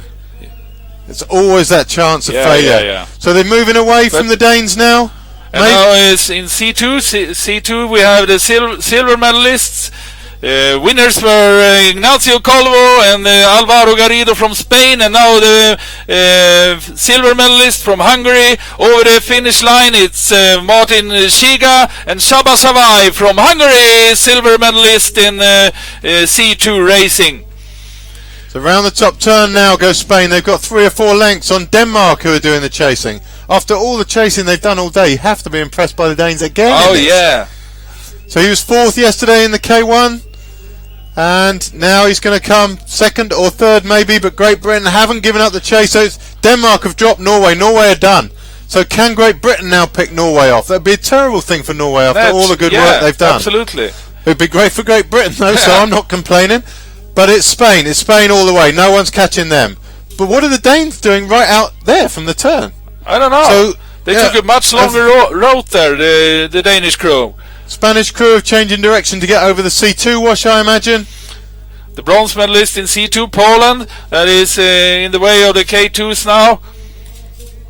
So Spain just about to overtake the C2 of Poland. Denmark looking tired in the background. Spain so tidy now, so tidy. They've decided they've won. There's no doubt about that. They were hiding their skills a little bit, hiding their strength, being on the backwash most of the final lap, but now they are really going for it. And it's Spain that is going Denmark, for the goal. Norway, Great Britain looking tired there. They're running out of time to catch the Norwegians. But the Norwegians looking back. They're not comfortable in 3rd. So Poland across the line in 3rd place in the C2. Very pleased with themselves. But now all eyes on the K2. That's Denmark. They have worked so hard today. So it's Spain, Denmark, Norway still fading. Great Britain still unable to catch them though. And then they're coming in thick and fast behind Great Britain. It's going to be Spain again behind Great Britain, then Italy, then Germany.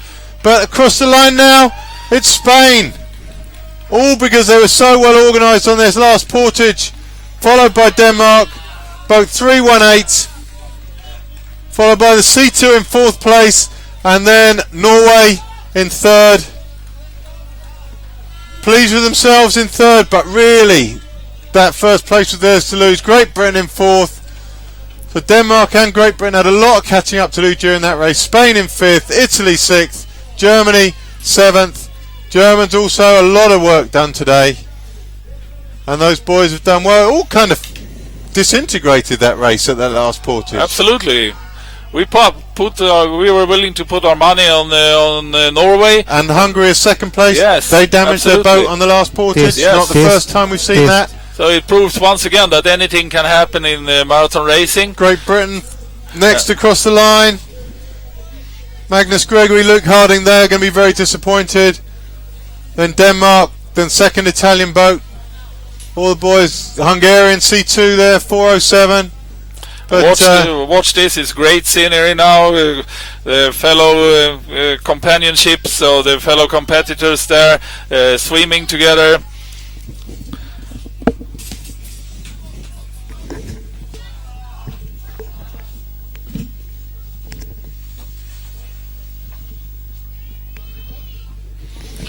And Ivan is running there to do some interviews, both with the C2 and the K2, of course.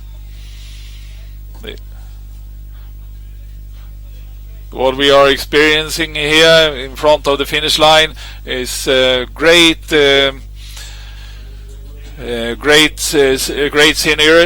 scenery of friendship among the athletes from so many European nations, swimming together after the finish line. Just competed each other very tough in a very demanding race in excellent conditions, and now they are relaxing all together as good friends in the beautiful crystal clear water of Lake Portage.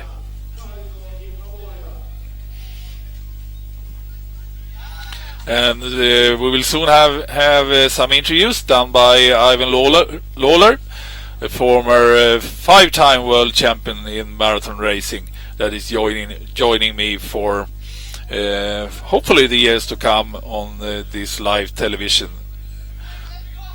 commentary. And it's still a race ongoing, so hopefully the swimming guys won't disturb the ones coming into the portage. Soon over the finish line is also Kevin Fazekas and Eric Petro from Hungary.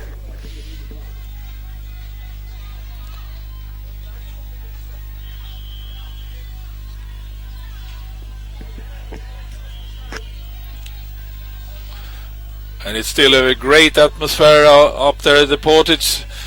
Quite a big crowd shouting, encouraging the athletes on their final laps.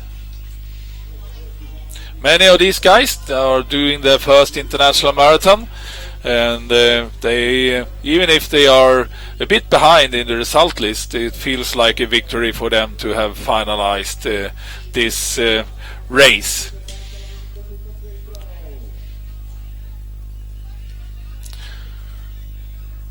This race of 22.7 kilometers for the K2s and 19 kilometers for the C2s. The reason it is a little bit shorter for the C2s is that we have tried to create races that in time are more or less exactly the same for all the crews, for all the categories. Men and women and the different boats the same for each age group. great racing this morning, really great in wonderful conditions, and as you can see here on the camera view on this Lake Bochini.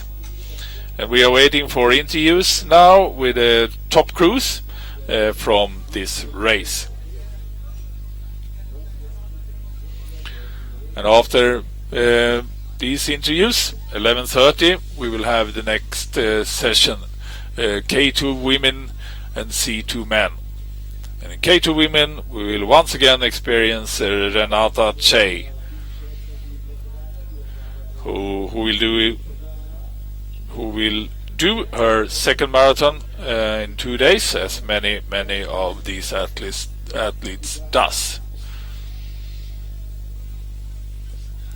11:30, that will start, and at 14:30 this afternoon it's K2 men, and that will be a very interesting race. Of course, we had a wonderful K1 men race yesterday, as well a wonderful K1 women race, so it's a lot to experience this afternoon here with us at the Bochini Lake in Slovenia.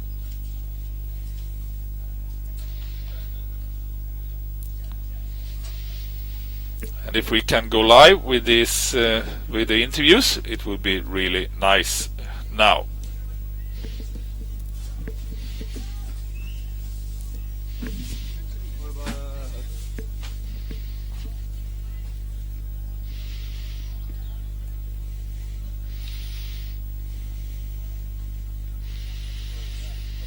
I can see Ivan now lining up together with the Danish crew.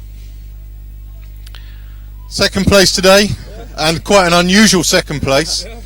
But first question to you: how much better does second feel than fourth? Like much. Much better. Yeah, like 2,000% better. Fantastic. So fourth yesterday, second today. One of the most successful athletes here. Now today, watching your race, it didn't look like you were going to come second, guys. I have to be honest. You didn't have the most luck. What happened at the incident where you missed the boy? The Hungarian, we couldn't be on the watch, so my partner just put his front nose in the back of the Hungarian boats. So the Hungarian also missed the boy, and we did, so we had to turn around. So did you think it was your fault that you missed the boy? It was our boat, because we couldn't lay on the wash. We couldn't be on the wash. Yeah, our rudder was very bad. Okay, so because in the commentary we thought if it wasn't your fault, then maybe you should have carried on, because then. But if you think it was your fault, then that explains a lot that we were talking about on commentary. So then the rest of the race, you're not in the group, guys. You're behind. This is not a sensible way of racing. This is not how educated people race. But then all of a sudden, coming into the last portage, boom, you're there on the Norwegians' wash. Now, to us, the Norwegians were going to win this race. They looked the strongest on the previous 2 laps. So how did you get from the back of the group to the Norwegian wash? We just put a good face, and then we couldn't be on the wash, so we just paddle our way up. Okay, and then at the last portage, a bomb goes off. The Hungarians break their rudder. The Norwegians, the back guy can't get hold of his boat. The Spanish are gone. There was no catching the Spanish. And then you guys were the strongest. You've been catching all race, and now you catch again, and you're the guys who come second. It's fantastic to watch. And if you want to say hello to anyone on TV while you're there, quick, it's your only chance. Hello, Mom. Hello, Mum, and hello. Thanks ever so much, guys. Congratulations. You did a great job. Jonathan Dagnes Hansen and Søren Moretti from Silkeborg Care Club in Norway. And I think their trainer Finn Pappe is really pleased with them now.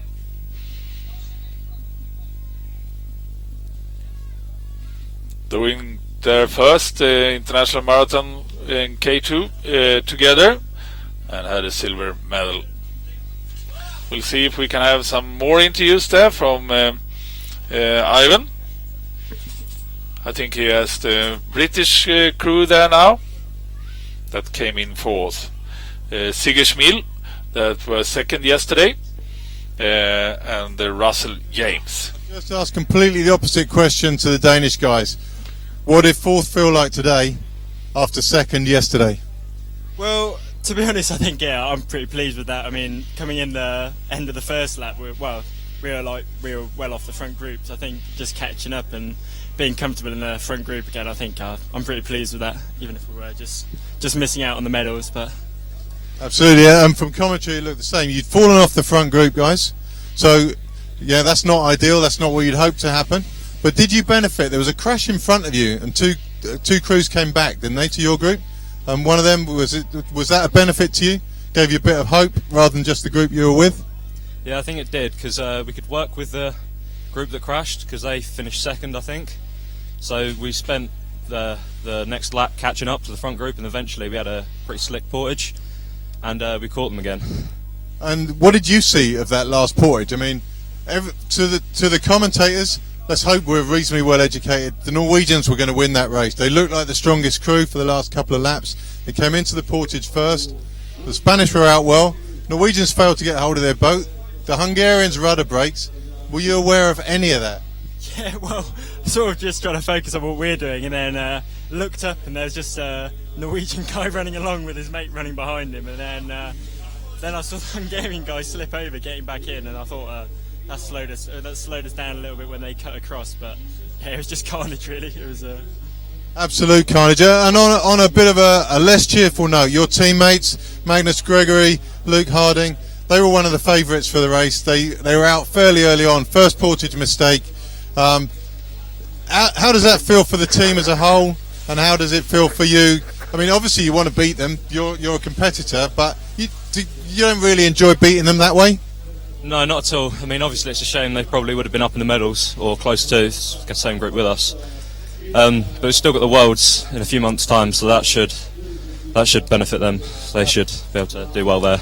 Absolutely. So everything to look forward to. I imagine the same two crews will be racing at the Worlds. You're the best two crews we've got. It's a great crop of juniors in the Great Britain at the moment. Absolutely brilliantly run by their own teams, and we really look forward to seeing all the crews again at the World Championships later this year. Thank you. Thank you, guys. Thank you, Ivan. Great interviews. That finalize the morning session here from wonderful Lake Portage in Slovenia. We will be back at 11:30 for the next session, where we have K2 women and C2 men. Welcome back, and thank you for staying by.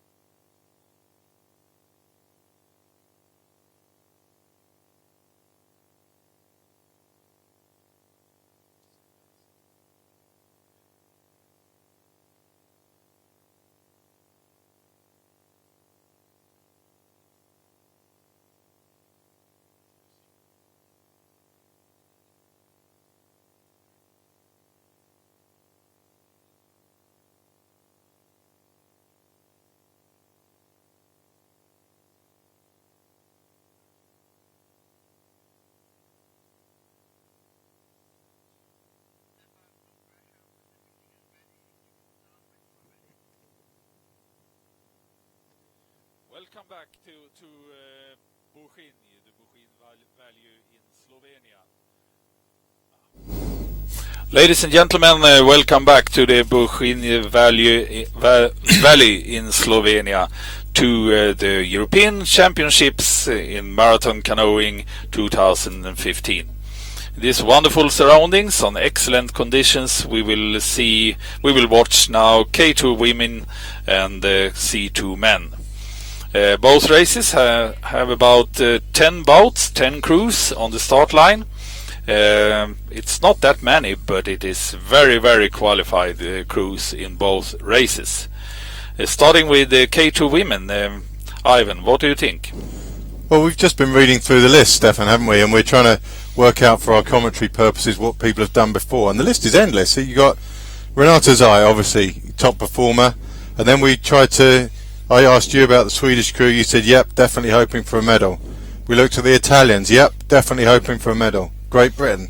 Yep, definitely hoping for a medal. So we've already got 4 crews hoping for 3 medals. And that's without the second Hungarian and the Spanish. Yeah, exactly. So actually, although it's a limited field, like you said, it's stacked. The only crew in there that neither of us are familiar with, really, is the Belgian crew, number 602, Small and Terry. But we will come back to that. We will come back to them during the long race. Yeah, we've got time to find a bit more out about them. But yeah, absolutely, there's no crew in this race that you can write off. So hopefully it will pan out to be as exciting as it looks on paper. So they're on the line now.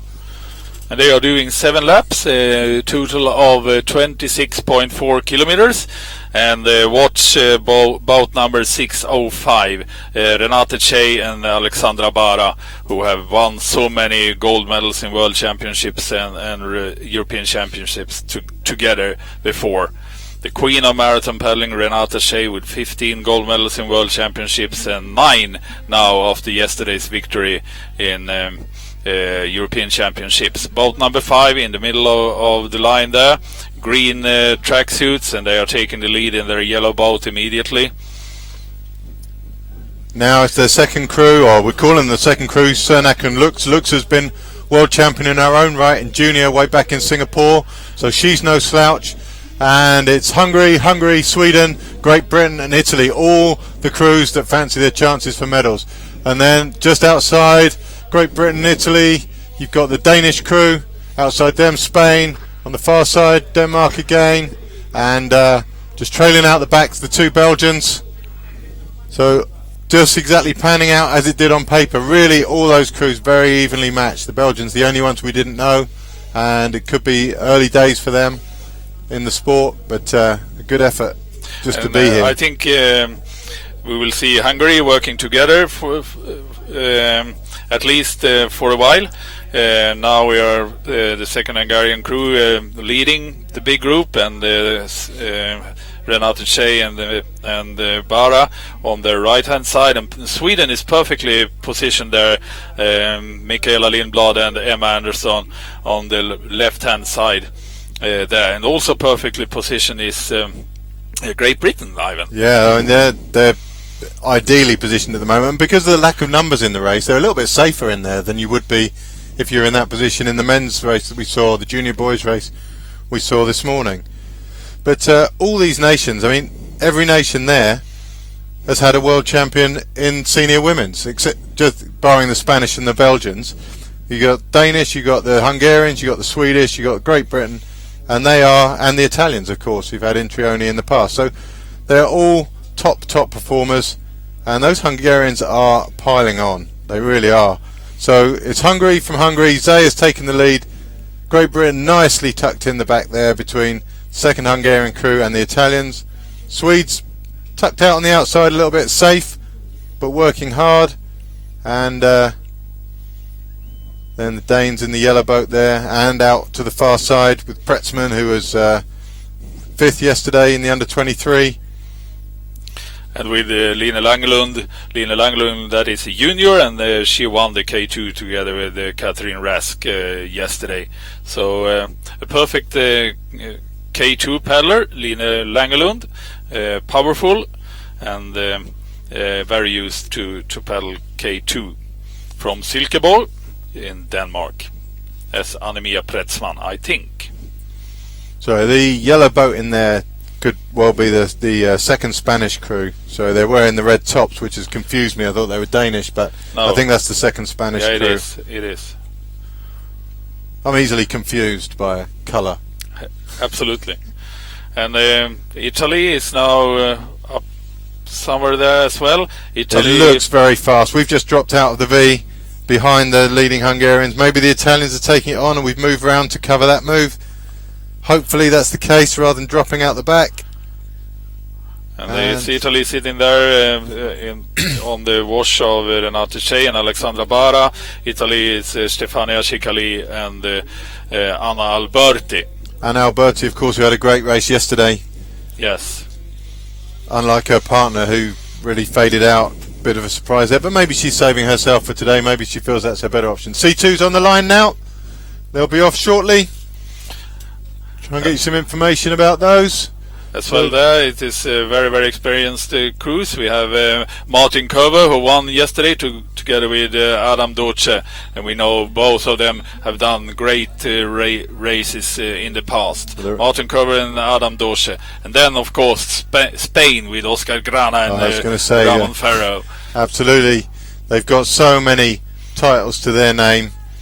We've got a list of results here and it's just filled with ones and twos. Just one third place in there, but basically it's ones and twos. But it's Poland nearest to us that have taken the lead off the start. That's Drzeczycki and Furtak. Furtak also raced earlier this weekend. All very cleanly away. And Ukraine is well ahead there, as well as Czech Republic. Ukraine in their blue and blue dresses with light blue dresses with yellow stripes. Hungary in green, and Czech Republic in blue and with white and red stripes on it. And it's Ukraine together with Czech Republic and Poland on the left-hand side. The Ukraine crew there of Levchenko and Shapoval. They were second in this event last year. So they've got form. There's so many boats in this race with form as well. I mean, you have to have Grana and Ferro as the favourites. They've won so many times. Ukraine was second to them last time.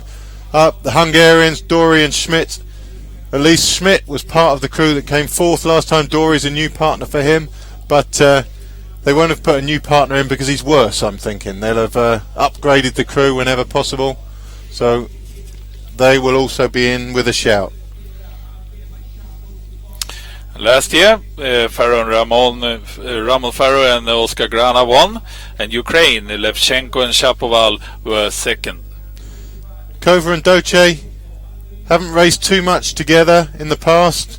Doce was third, C1 Junior, way back in 2009. Kover's got a list of results as long as your arm, but most significantly, the one gold medal they have together was at the World Championships last year in Oklahoma. So another crew with a great history there. Here's the women on screen, and guess who's leading? And guess who's leading hard. Look at that. So Hungary 1, Hungary 2, Spain steamingly with a few steering problems going out wide there. On the inside, Italy. See the bow of their boat with the red, green and white on. They are going extremely hard now, Renate Shea and Alexandra Bara. They want a split, and it is Italy and Great Britain and the second Hungarian, and the Swedes have dropped off a bit. Now, I've spoken before about wanting to be in that diamond wash when the strongest leader is leading. You couldn't plan it better than that. That's it's absolutely it's a relief perfect for our girls to be there, I'm sure. If you're going to go on the side wash, much rather do that when the slower crews are leading. But there you have confirmation on screen. Tsar, Barra, Lutz, Cernak, Sicali, Lamp and Broughton. We've got a bit conflicting information on the Italian crew on screen there. It's Sicali. But it's not. I saw it was it's Alberti actually in the boat. Alberti, of course, who raced yesterday. And did it so well. And raced very well. Sip on a rather nice cup of coffee there from just up in the concession up on the hill. So all the medalists from yesterday are there. Renate Shea, who won, and Lizzie Broughton, who were second yesterday, Anna Alberti, who was third. So they are all starting here this morning as well. Albert. Also, Faye Lamp, who finished 5th. And that is quite interesting because together Lizzie Broughton and Faye Lamp has the best track record, Best average. best average Yeah. from yesterday.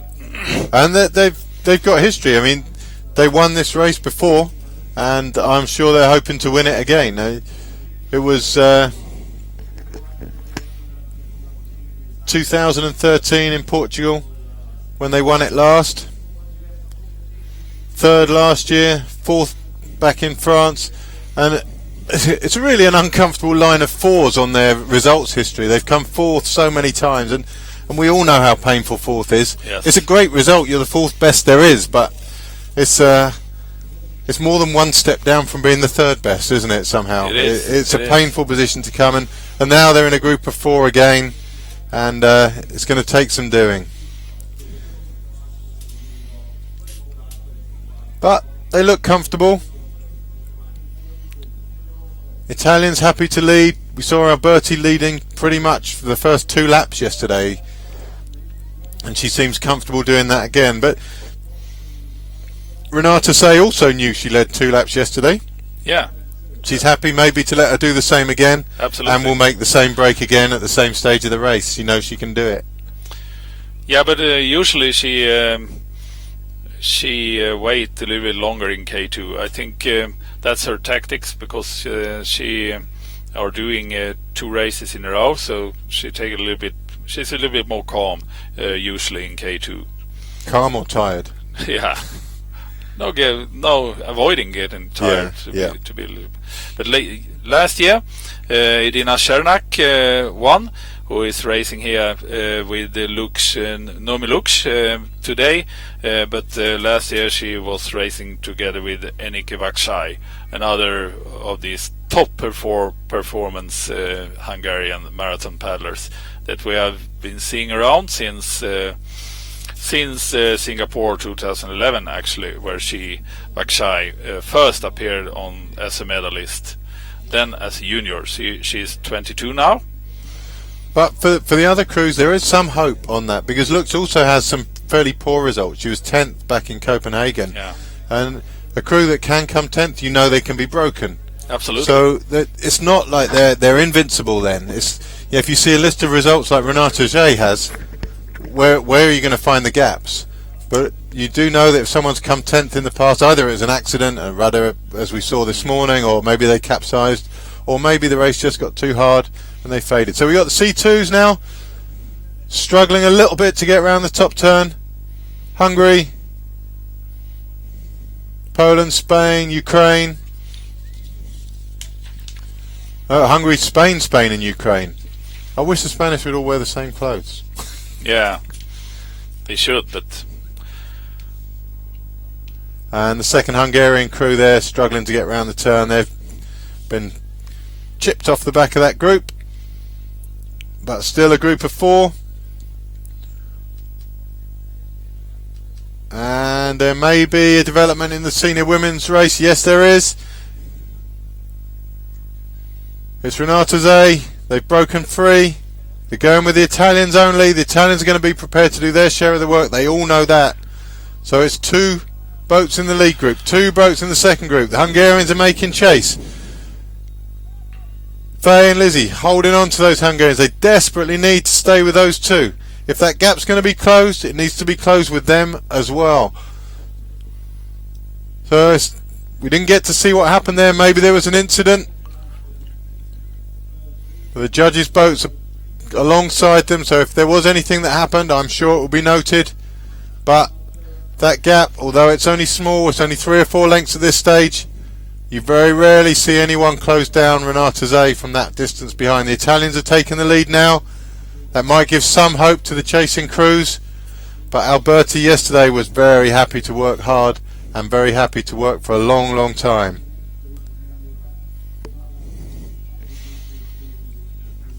same development, more or less as yesterday. Then Anna Alberti and Stefania Chicali pulling ahead. Stefania Chicali, who didn't have a good day yesterday, maybe saving some strength for today's race. It's very hard. It opens up so many doubts in your mind, I think, if you double up. Yeah. Because when things aren't going well for you in the first race, you need a lot of confidence. Little voices come on your shoulder telling you to stop because you've got tomorrow's race, and then another voice comes on the other shoulder saying, no, you must go on because that's what you're here to do, it's your job, and you hate not racing when you're a racer. You do feel bad if you give up, don't you? Absolutely. But yesterday we saw Stefania trying during the first laps, and then we were surprised she continued, but we were mistaken actually. She did stop and saved her strength. But Anna Alberti made a great race yesterday, a very exhausting race as well. And you can recognize her in the back of this boat, her very characteristic technique. It's not a technique you teach deliberately, is it? It's a little bit unusual. There's improvements you would think you could make to that, but it's obviously very effective for her. It was some years where some scientists told the paddlers that it was more powerful to have the hand above the head and push forward. I think she learned to paddle during that period, just a couple of years. Maybe it was more powerful, but it is also more tiring. And it doesn't look aesthetically pleasing. No, it's not smooth. It's not like the Hungarians used to say. It's not like dancing. Yeah. So, in the second chasing group, Faye Lampf, Lizzie Broughton, and the two Hungarians, Luch, Cernak. They've got decisions to make, haven't they? Yes. Do they just stop and race each other, or do they consider themselves to still be in the hunt for first place? Yeah. But anything could happen. It's 7 laps. And we've seen so much, even this morning on that last portage of the junior men. I mean, it was literally like a bomb had gone off, and in the middle of that group, the Hungarians were out, the Norwegians, instead of being the powerhouse that we'd seen before. And the junior K2 yesterday proved that anything could happen. But it's very hard to hold those positive thoughts when you're in that position. Absolutely. Yeah, you've got doubts, and already there's 2 crews back there hoping they're not going to come fourth. It's there's so many. I think they will go on. I don't think, as I know, the 2 British girls, they work all day. They never give up, never ever. It's a British tradition, never giving up on anything, I think. I don't know. I think I might have lost that tradition. I give up quite a lot these days, Stefan. We are old men now. I think, I mean, you get a culture in a team, and you know it's unacceptable. I think that was one of the things we talked about Jim Rossiter before. Yeah, if you didn't finish your race, you knew that wasn't acceptable, and you knew that however much people said, bad luck, better luck next time, you knew that you were not in favour if you didn't finish your race. Yeah, he was. He was culture. Also very, very supportive to the guys that continued in spite of any accidents. I remember once in Vienna, I was about 6 minutes behind because I was falling in, and the only one waiting at the Portage was Jim Rossiter. Right.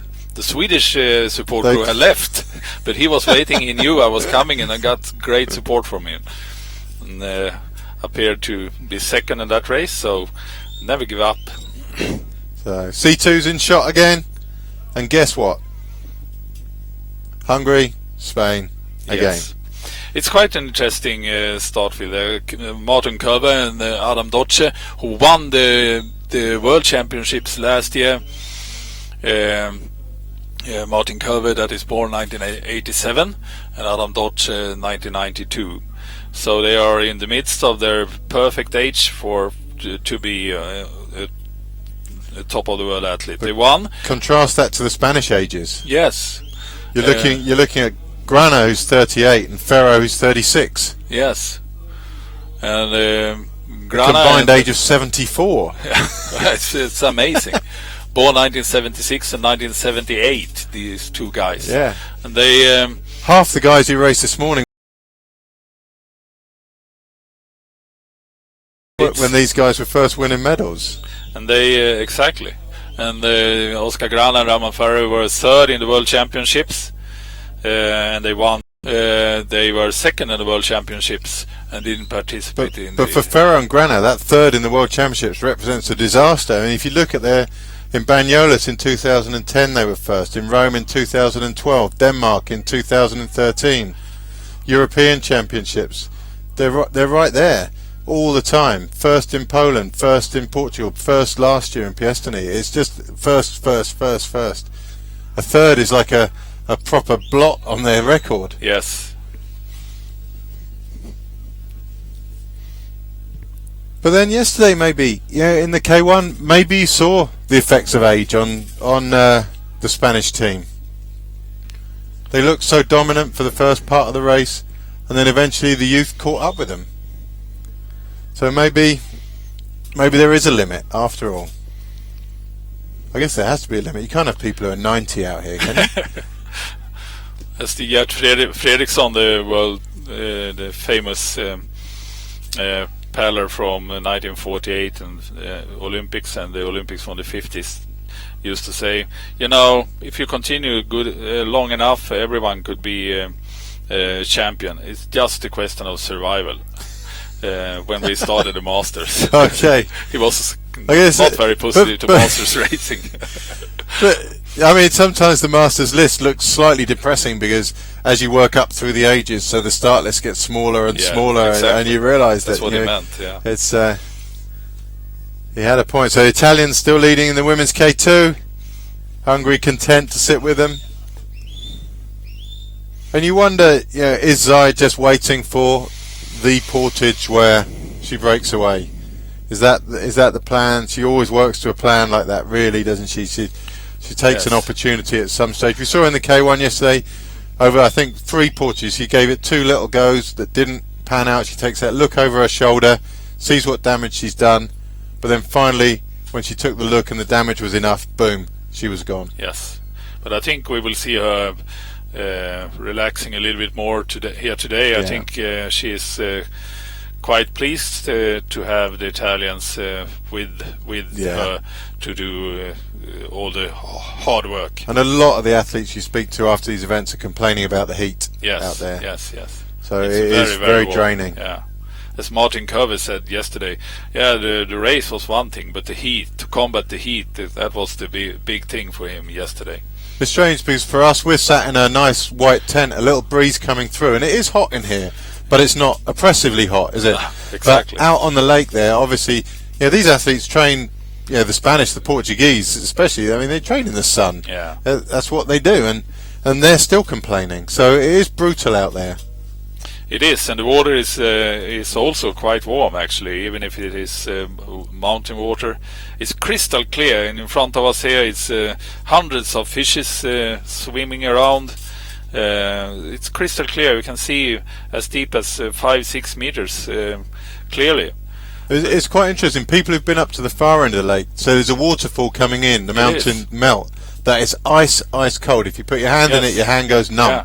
But that water obviously sinks straight to the bottom of the lake, and from putting out the pontoons for the timing system, they know the lake is 40 meters deep where the timing system is. Yes. So at the bottom of that, it's going to be cold, but the sun is so warm, it's warmed the top layer up, and the water, you can easily walk into the water without having to flinch. It is beautiful. It is beautiful, and it's interesting also to know that the water in this lake is replaced every 48 hours fully by the water coming in from the mountains and dropping out in the far end of the lake down to Bled, the Lake of Bled. That is the second lake in a row of lakes with the river in between down to the Adriatic Sea. So a nice long shot there. You can see the gap that's opened up in the women's K2, and now we move back to the C2. So at the front there, Hungary, Spain. Behind them, it's going to be Hungary and Poland, I think, or maybe Ukraine and Poland actually. But as they go around the turn, just a couple of minutes, we should be able to get confirmation of that. I think it's Ukraine and Poland. it would that would make sense. The Ukraine second this event last year. You would think they'd still be in with a shout at this stage. I'll see.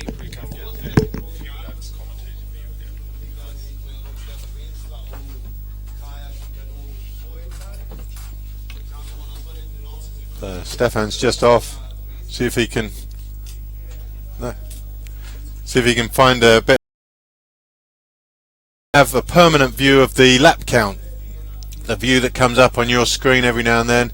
In theory, we should be able to have it in the commentary box here, but the internet links are limiting us both on output of the pictures and information we can get in the commentary box. But if we can get that time view on our computer screen, it would make life an awful lot easier, and maybe we will sound slightly less badly informed on occasion. So it's Spain, Hungary, behind them, white shirts, that's all I can tell you.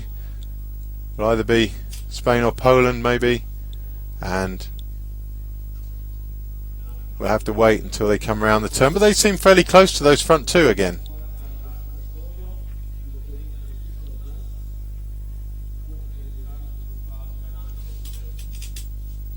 So as those guys go up towards the top turn,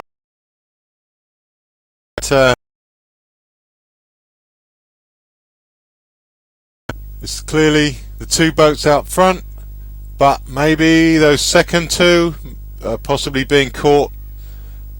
We'll wait for pictures, no rush on that, but as that race unfolds, it looks like there might be more crews entering the battle for third place. So here we go, Grana and Ferro versus Kova and Doce, as it has been so many times in the past.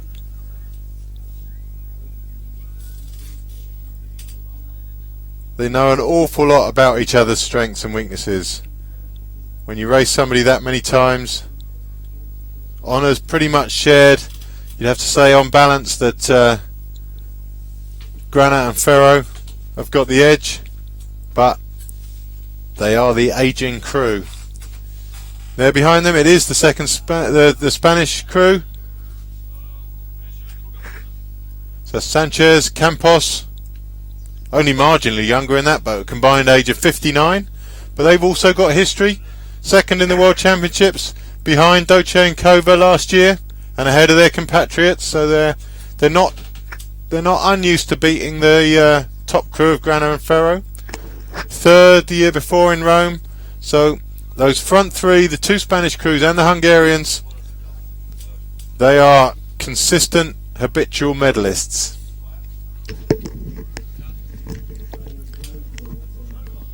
Got some view of the size of the cliffs and the trees, forest here, and there's the front two women, as it has been for a lap now. Italy, Hungary sharing the lead and making good steady progress. When we get a pan back to the second group, we will find that is a group now of 4 or 5. Here we go now. It's looking good, and this is where the interest is going to be. 1, 2, 3, 4, 5, maybe 6 boats in that second group. So Great Britain leading, Sweden to their left, Hungary to their right, Spain tucked in the back, Spain also on the far side, and Denmark on the far right of the group. So pretty much the only boat not to be in that group is the Belgian crew, who dropped off early days. But we got the two main contenders out the front in shot now. They're coming round the turn, just in front of the commentary position, around the second of the 5 boys, and it's Hungary leading Italy. Italy have got some work to do, they've got some thinking to do if they're going to take on the might of Hungary here. It's going to be very, very interesting. So as they peel off from the turn and head towards the first portage, it's going to be pretty much routine for these two. Sakali, of course, will be very aware that last year in Oklahoma at the final Portage, it was an accident that broke their rudder that stole a medal from them. They were going to be either second or third, and a little bit of carelessness, a knocked off rudder, and it was game over for them. So she will be, hopefully, a little bit more cautious here. There's no rush. It's going to be the Hungarians in first, followed by Italy. Hungarians right of the pontoon, Italy left. There will be caution, you'd hope. No rush from either crew there. Nice and tidy. Both the fronts of the boats out well. And clean away. Something dropped from one of the boats, but I think it was just a drink bag. But the real race now, as in the little bit of excitement, is that the remaining 6 crews are coming in. It's Hungary leading into the Portage. It's Great Britain to their left, Spain, Sweden. So as the leading 2 leave the Portage, that's your view. I've got a view of the Hungarians leading.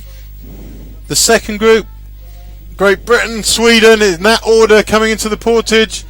Spain being held off by the Swedes. And it's Hungary out first. Great Britain out second.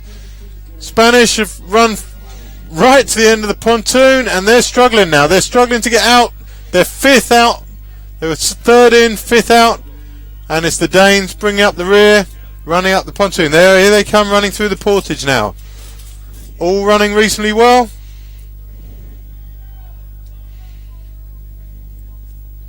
Lamb from Broughton there, following the Hungarians down the left-hand side of the pontoon.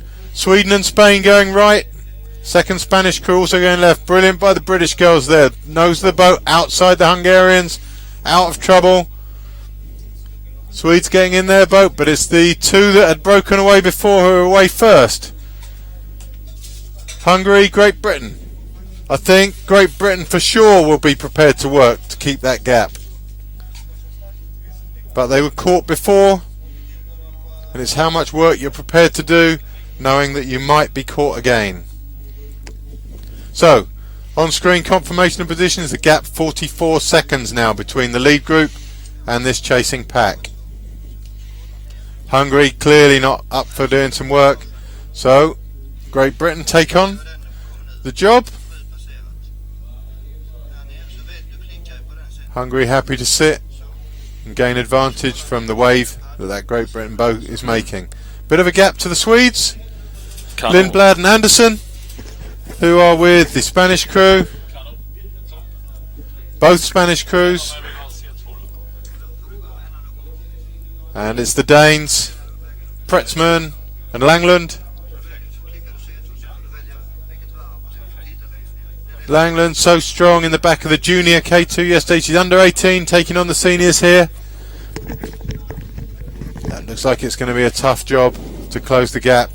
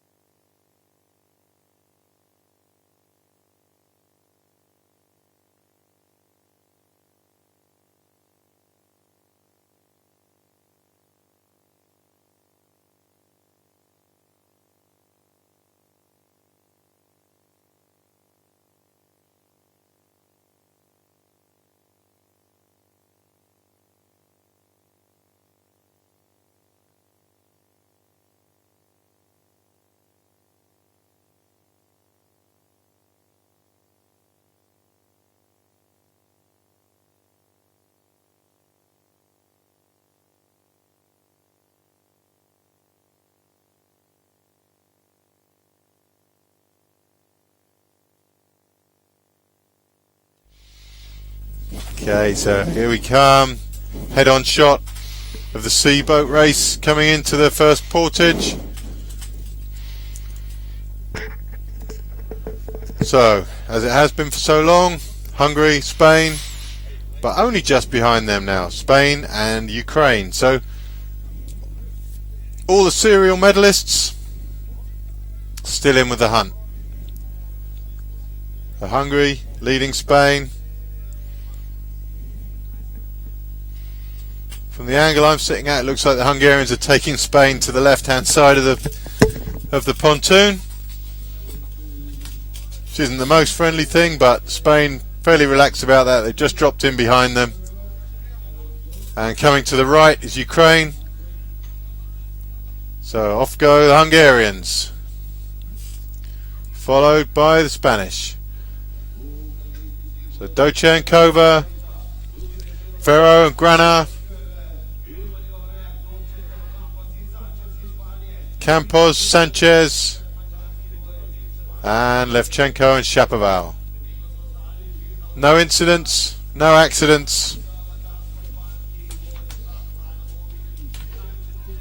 and fairly smoothly down to the get-in. Quick empty of the boat. It really looks like this group's going to close up to a group of 4. Kova, Doce, motivated enough to paddle strongly from the portage. 3 lengths ahead of Grana, Ferro. Only 2 lengths ahead of chasing Ukrainians and the second Spanish crew. So that race is closing up nicely. And as they leave the portage, the next group of 4 C2s come in at the other end. But really, the medals are going to come from these 4, as they have done over the past several years now.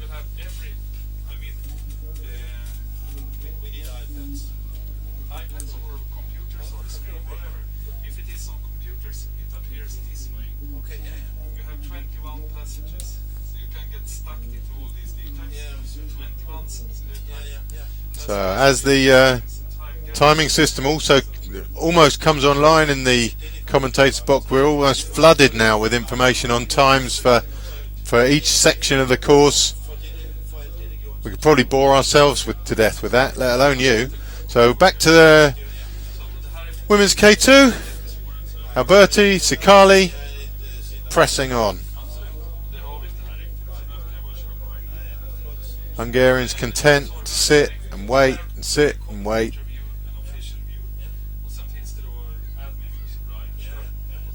There's a horrible inevitability really about this.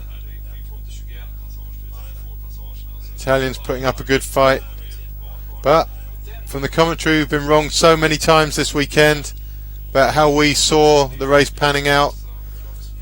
In the junior K2 earlier today we picked the Hungarians and the Norwegians as the probable winners and failed with both. But there is slightly more history in the ladies K2 to work from, so hopefully we're slightly better informed. And there you have it, C2s, that's the second group leaving the portage. They don't look particularly motivated to close down the medalists, and that's a race within a race. There's another crew somewhere. There were 4 came in at least, and there they are. There's the other Ukrainian crew.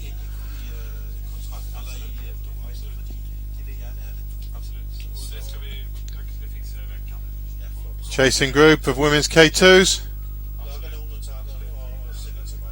hasn't been rejoined by the Danish crew. Pretzman, Langland, they've got a lonely journey by themselves. So it's the Hungarians leading. 6:03, Lutz and Cernak. From the Swedes, Lindblad and Anderson. Great Britain, Fay Lampf, Lizzie Broughton. And the 2 Spanish crews, Fernandez, Villaci and Massages and Alquero. So that is going to be a really interesting race. Only one of those crews is going to come out of this with a medal. There's the Danes just trawling round behind, but if you remember earlier today, the Danish junior K2 did exactly that. loitered around behind the group. You struggled to convince me that was intentional, but they still had the strength to come through at the latter stages and pulled a medal at the end of the day. Pretzman's got a history of top 6 finishes. Langland already a winner this weekend. So as the group changes,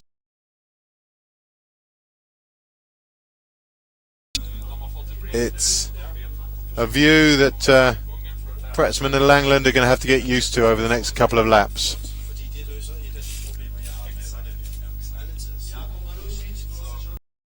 And which never looks too tidy, but a lot through history there's been an awful lot of good K2s with a huge size difference. The one that really springs to mind, probably arguably the best K2 ever, he's similar size difference. Kai Blum in the Torsten Gutsch in the back was shorter, and they had this same sort of size difference, and no one would ever argue with them being absolutely spot on in terms of timing, togetherness, and they used to destroy fields even Absolutely. down 1,000 meters. They would just go ahead and go further ahead and further ahead and even further ahead. And when It you was just watched them phenomenal. paddling, it didn't look like they paddled in the same race. It looked slightly awkward if you took a Yes. visual, but Yes. if you watched how the boat moved, it was just surging, Yeah, yeah. surging, absolutely phenomenal. So the size doesn't matter; it's the timing in the water. Even the visual of the paddles out of the water is not important. I have to say that because when I paddled with Grayson Bourne on the sprint races, visually it didn't always look the best, but I can assure you that in the water, the feel of Grayson pulling, he's a very strong paddler indeed, and he was perfectly in time with me, even if it didn't look like it. So here we go. Hungarians matched for size and technique there. Maybe that's through having more choice of paddlers that they put together. And here's the C2s struggling. I think that's Kova and Doce in view there, with the Spanish and Ukrainians behind. If that is the case, then Ferro and Grana are in front of them, but I'm a little bit unsure that I've got the right Hungarian crew. We'll find out in just a moment. Yeah, that's Doce and Kova on their own. So they're either Ferro and Grana are either behind them with the Ukrainians or out of shot in front. I think actually Ferro and Kova and Doce, judging by the flatness of the water in front, they have to be leading, right? Yes, they are. Yep. They are. Absolutely. A great lap for them. Just keeping on. So they were never closed down after that last Portage. A No, gap of 4 or exactly. 5 lengths, and they've still got that gap. Well, they've increased it slightly, 8 seconds. We know that Martin Cover hates the heat, and the Spanish guys loves it. So So that's going to come into play later in the Absolutely. race, isn't it? that the Ukrainians did a marvelous race last year in the Europeans and finished second. So they are absolutely up there. They weren't in the World Championships, I think, because that was in Oklahoma. They couldn't really afford to go there. Or someone's birthday. Look, they're looking quite old. There's quite a lot of candles yeah, on that cake. Yeah. You reckon it's Jim? He's quite old. Is he? He doesn't seem like. Oh, we panned away from the birthday cake, unfortunately, so we never found out whose birthday it was. But we panned out just as Renata Say takes her turn leading the front pair, and they're coming in to the boys shortly in front of us, which precede the Portage by about a minute or so. And They are going quite tough now again. yeah, they're working hard. Maybe this is a point where Say is stringing them out a little bit before the Portage. Maybe she'll run hard, and it might be her chance to to get away. It seems it's quite early for that, but it's only their second portage after all.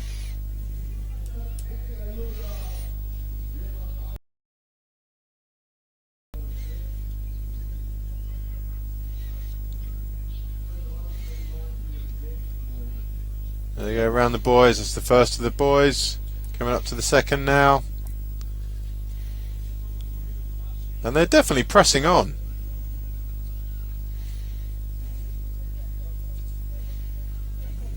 Recreational paddler enjoying the beauty of the lake just behind them, as are all the sunbathers and holiday makers on the beaches.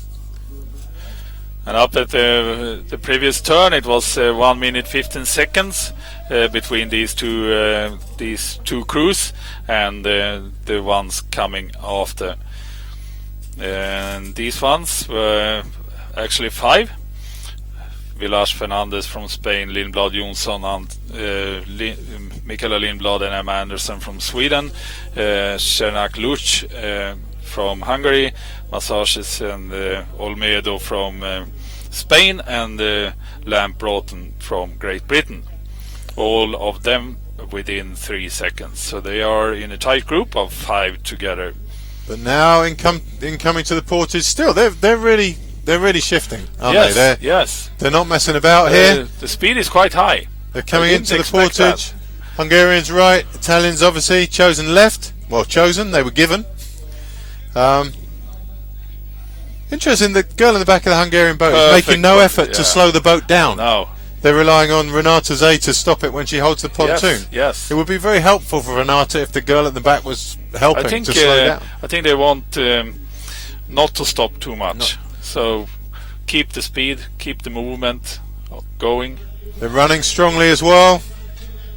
The Italians keeping up. The Italians, the fear in the Italian boat of a gap opening up is extreme. You will run hard. Absolutely. And we've all been in that position. Absolutely. Where they do everything they can not to have a gap. It's less expensive to run hard there than to try and catch 2 or 3 lengths on, especially on Renata Zay. Both away. But again, that's hard out of the porches. They're not messing about. Tough. Renata is pressing on now. Really tough. The Italians full on. They're full on just to try and get back to that wash. And they managed to do that. And they've done it. So we didn't see it, but Renata would have had a little look behind. And done her bit. Stopping made them and work. adjusting the drinks and. So it's a test. It was an experiment. For and now the group of 4 and Sweden is lagging behind a little bit, but it's Hungary and it's Spain. Both Spanish crews and Great Britain tucked in the and back. Sweden there. Come on, girls, let's get out the boats. Front up, grab the back. The Swedish girls lifted in the back before. So now the front one's got all the water and she has to lift that up the ramp. So here we go. A tidy portage from the Hungarian support crew there. Yeah. So there goes Hungary. They're going to be first back into the water. And there's our cameraman, half man, half fish, back in the water. And do you know what I found out yesterday? I'll tell you when all the excitement's over, but it's very interesting. So it's Hungary in their boat, Great Britain in theirs. They're away. Great Britain away now. Going to get up to speed quickly to make contact with the Hungarians again. Spain, very tidy away with the Great British team. And there's another Spanish crew somewhere. Haven't seen them yet. Bit of a gap. And there they are. So anyway, about the half man, half fish. Legend has it in Slovenia that there is such a thing called the Gestrin. The Gestrin? Yep. Wow. Otherwise known as the waterman, who, if children and stuff fall into lakes, then the Gestrin is the man who looks after them. Wow. So there you go. I wasn't wrong about the half man, half fish. He is for real. Ah, that's great. What is amazing is that the camera for the day. Wow. And that's great. So you turn out to not only be a kayaking expert, also a culture one. While I'm just attending meetings all the time. Well, you're a busy man. I'm home alone in the evenings here. You're organising all the coverage for the next 2 competitions, and I'm a sad, lonely man in my room, hotel room, looking up Slovenian myths in my evening. Actually, to be fair, last evening we were both at a function. Yeah. Up on the top of the mountain, in the ski resort, which is absolutely phenomenal. We can just see the top of the mountain from here, and we went up in the It's cable up there car. where the camera points now. Yep. Up there in the mist, on top of the mountain, on the peak, the closest peak there. And you can only imagine the view from up there. We see straight down on the lake.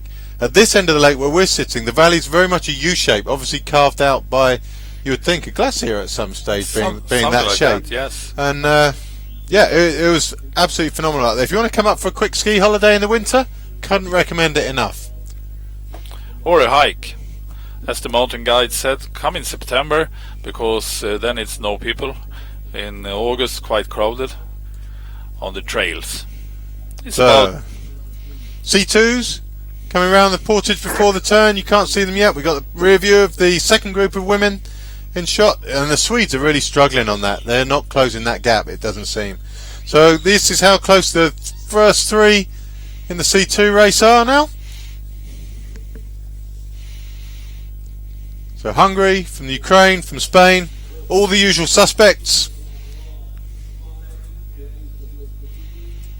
Bit of erratic steering from the Ukrainian crew there, just to get outside the waves of the Hungarian boat. But those Ukrainians, they're moving well. Cool. It's actually Grana that is suffering here, just off the back of the Hungarians. But they are closing the gap now. They are definitely closing the gap. So the effort of the Hungarians lasted one full lap.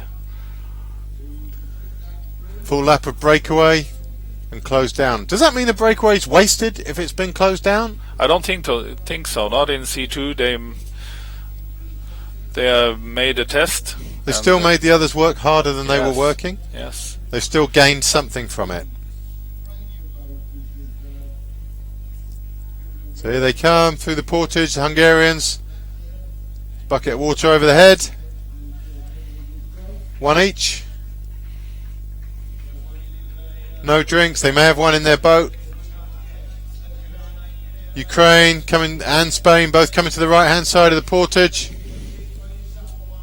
So it's Hungary, boat in the water first, into the boat. Ukraine also, they're going to leave at exactly the same time. If not, the Ukrainians actually left first.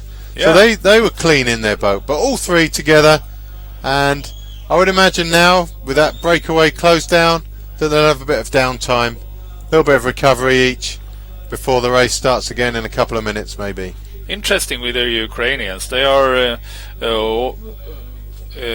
ordinary sprint paddlers coming in once a year doing marathon races, and they do very, very well. They look beautifully smooth. But they got quite a... Oh, here go the Spanish. They're going to try and cause a change in shape. No, I think they were just steering the... See how the smaller guy is in the back of the Ukrainian boat? He reminds you back in the old days of Nielsen and Fredrickson. Yeah, that's right. Who were so tidy Yeah. in their boat, weren't they? And you see the sea boats as they lunge as the paddler's weight goes forward. Well, Nielsen and Fredrickson had no weight, so the boat always ran beautifully smooth, didn't it? And they Ks and, Yes. and even medals in the 1,000 meters. Yeah. From Denmark, Nielsen and Fredrickson during the 90s. Arch enemies and arch rivals of Train and Train, who were exactly similar in their smoothness paddling. This was way back. We're talking now. We're going back to our era, aren't we, Stefan? Obviously, the best era there ever was. Of course. Way back in the 90s. Every era should be the best era ever for the athletes involved. That's one of the big things with sport. If you can make the athletes feel that way, In shot it's now. really good. Trailing groups of C2 Hungarians, all three coming to the same side of the pontoon. Confused things a little bit there. The Hungarians couldn't get to their boat initially, but calm, they waited, and the little insert in the top right hand corner just shows the women's K2 procession for those front two. Again, buckets of water over the head. It's Schmidt and Dori from Hungary. Labouring a bit in the run. They're not as smooth as the front group. And Portuguese Portugal and up there. Poland. Portugal Machado and Vieira from Portugal. Into the boat smoothly. Portuguese, bit of a delay getting their boat in. look a little bit uncomfortable getting in there. But Hungary away, Poland away with them, and the Portuguese will have to hunt them down. Just a couple of lengths. There they come now.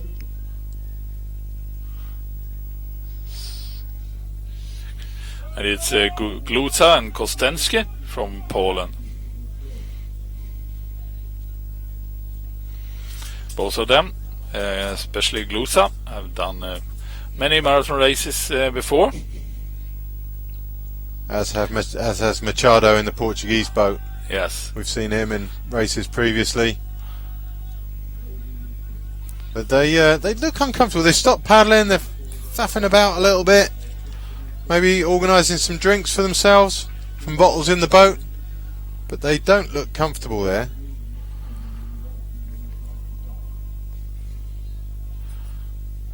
Poland had a bronze medal in the C2 category last year in the European Championships. Looks like the Swedes regained contact Yes. with And the second group of ladies. So it's Great Britain, from Hungary, from Spain, and from Sweden. And the distance between the two flying in front, Shikali and Alberti and Shea Barra, to the second group down here at the Portage was 1 minute 20 seconds. So they increased the gap in 5 seconds from the point where they approach now down to here, and now we'll see how much it is when they pass once again up here. Just going to give the Spanish another penalty point there for chucking their drinks bag in the water. We discussed this at our meeting last night, meeting of sort of officials and ICF. That's my first experience of a true official gathering, Stefan. I was very impressed, and actually to get my goodie bag, I had so many goodies in my goodie bag, the handle came off. That's how good it was, I tell you. You've never seen so many goodies given away. I've got free cheese, I've got free wine, I've got brochures, tourist brochures, stickers, balloons, you name it. No one left unhappy last night from that. It's a lot of good things to bring home, both to your wife and your kids then. As it always is. Hospitality used to be great. And of interest to people watching, the main organiser of this event actually very much resembles the guy from Family Guy. I'll show you. How about that, Stefan? What do you think? So anyone who knows Peter from the Family Guy cartoon, you've basically met the organiser of this Bohemian competition. Separated, right? Yeah, absolutely. That's kind of British. No, it's an American cartoon. That it's but yeah. So that's just a brief aside. Here we go. The big second group. Of women. British girls been leading since the last turn, and maybe even before that when we were watching the C2 race.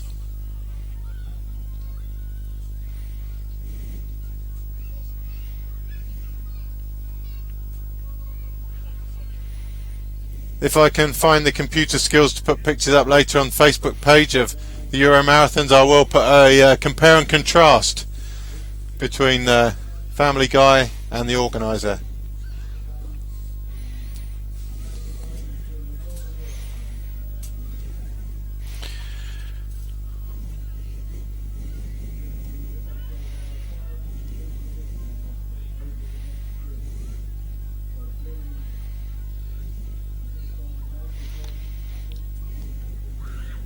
That group of 3 C2s, Ukrainians taking the initiative. This was interesting. The time gap between the first and second group is now up there 53 seconds actually. So Okay. they have gained a bit. Which is a surprise, because that front pair have slowed down on this lap, because they were certainly, when they came in round the last turn to the last portage, they were shifting, weren't they? Yeah. There was no doubt about that. So maybe a bit of downtime for them. Yeah, we saw that happen yesterday as well. when Renate had established a good enough gap for herself, she slowed down and just had a nice little easy afternoon paddle to the finish. And today I think they will try to save some strength to really compete each other on the final lap later on here today. So they're on lap 4 now, and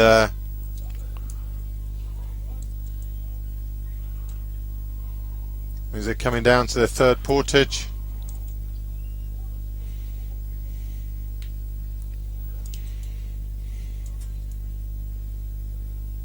They're certainly not hanging around, those front two.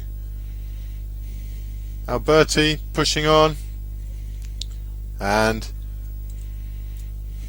the reason Zai is just taking the lead now as they're coming into the turn that leads to the portage, and Zai definitely likes to come into the portage first.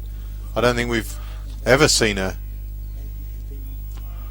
I think the gap has increased again. Maybe the technology was a bit misleading there, because that gap's really has opened up.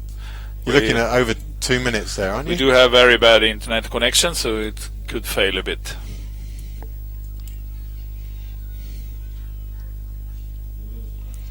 So Renate Zay taking command round the turn,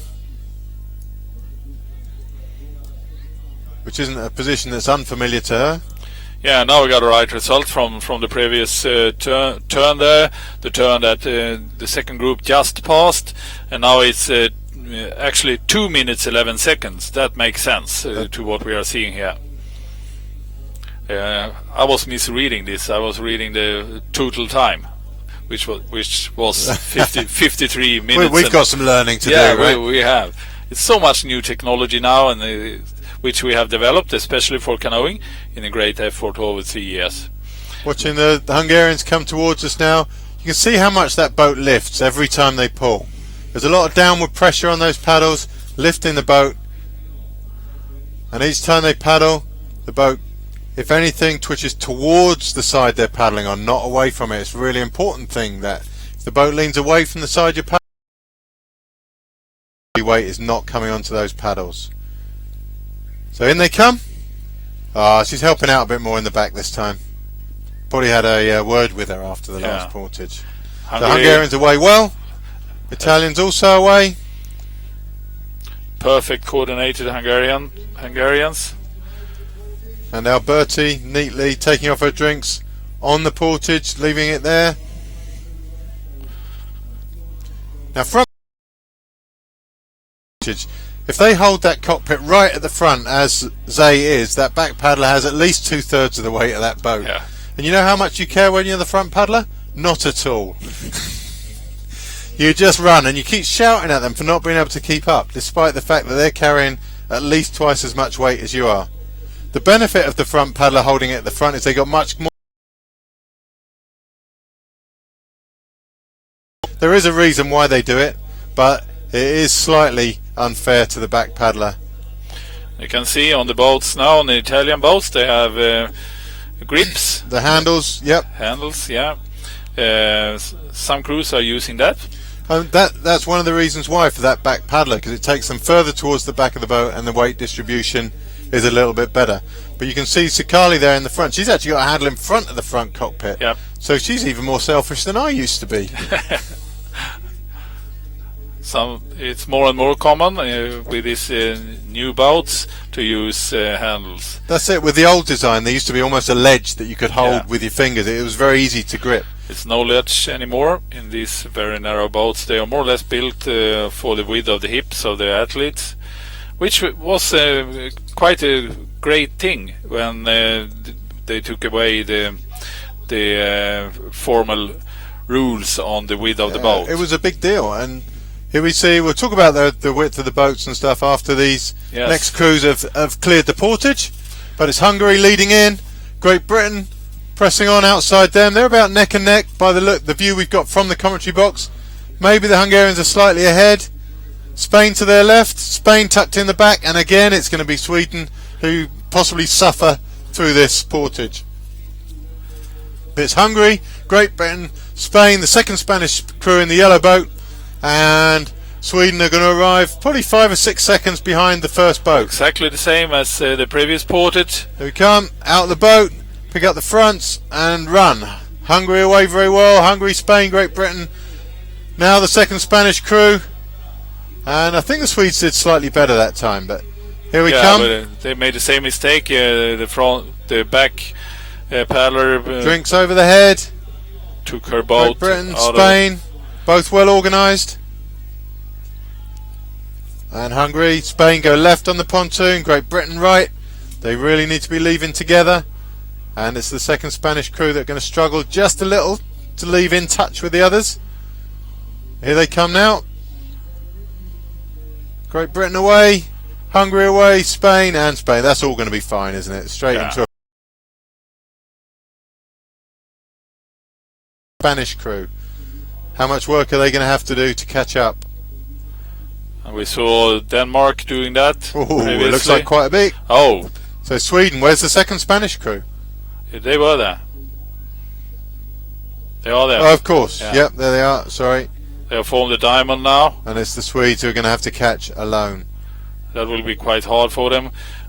Probably they have been outside that diamond for the entire lap, the previous lap, and that is tough. You're exactly right. They've way had the to hardest go. job already. Yeah. Now they're behind again. They've already caught up from the last portage.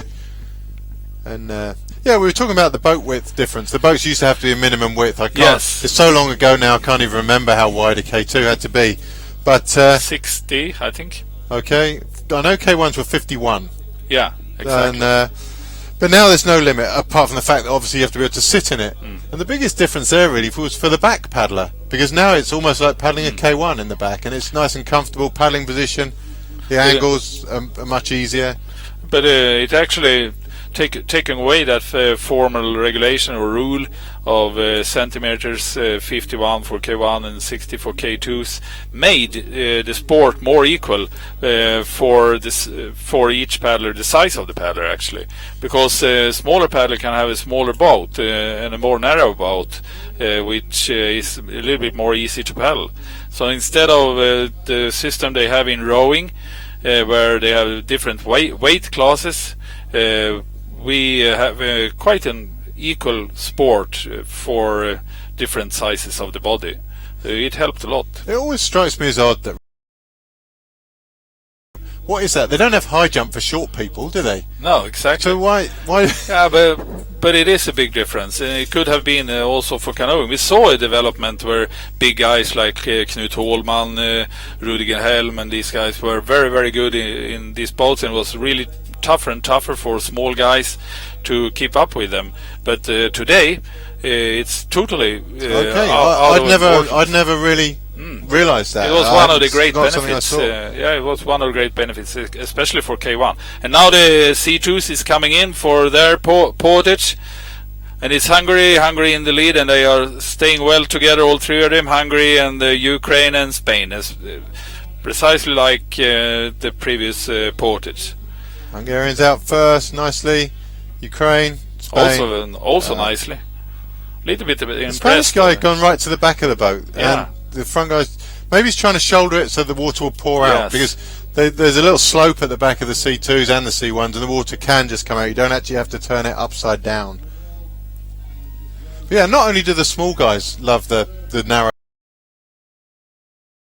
the guys who have to load the trailers, Ah, yeah, that's right. because That's right. those old wide boats, trying to fit them, it was like a puzzle to get them all on the trailers. Now with the narrow boats, every trailer man's an expert now. Yeah. And using roof racks, you Yeah. managed to have 4 boats. Been fantastic for Yeah. that. And yeah, the biggest difference even than in the kayaks was the C1s. They were vast, weren't they? They were Yeah. hugely wide. They were, in England we used to call them pig troughs, the buckets that pigs eat from. But Yeah. it was they were amazingly wide and looked horrible, really. And now the C1s are actually, because you only have to put your knee in it instead of your hips, they're narrower than the K1s now. They are. And It's a bit like trying to kneel on a pencil. yeah, it is. The reason for the old rules was to avoid the boats getting too tippy. And there was a lot of fear that the boats should be very, very tippy, taking away that width. But that has not happened. Rather the opposite, actually. With the new boat constructions coming in is more stable than many of these boats used in the old days. I think by taking away a restriction, it got everyone thinking again. Exactly. And design came in again, and it's just a development in the sport.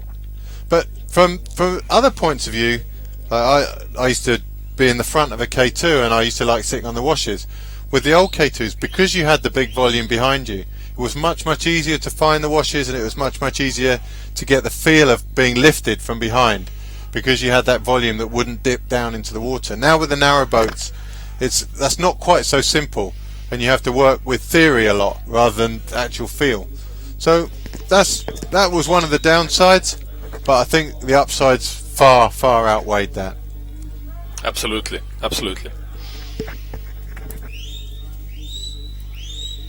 It's still a way to go on taking away regulations, I think. It will be these boats for marathon, it's 8 kilos for a K1 and 12 for a K2.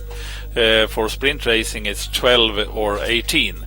And it's unnecessary nowadays. We could have 10 kilos for everyone, I think, for K1s. It's interesting. When I used to race, it was still 8 kilos back then. I mean, there was a period where it's unrestricted, and people were turning up in ridiculous 4 kilo boats and stuff. And I think that's why the rule was brought in. Absolutely, it became utterly expensive to create such boats, and also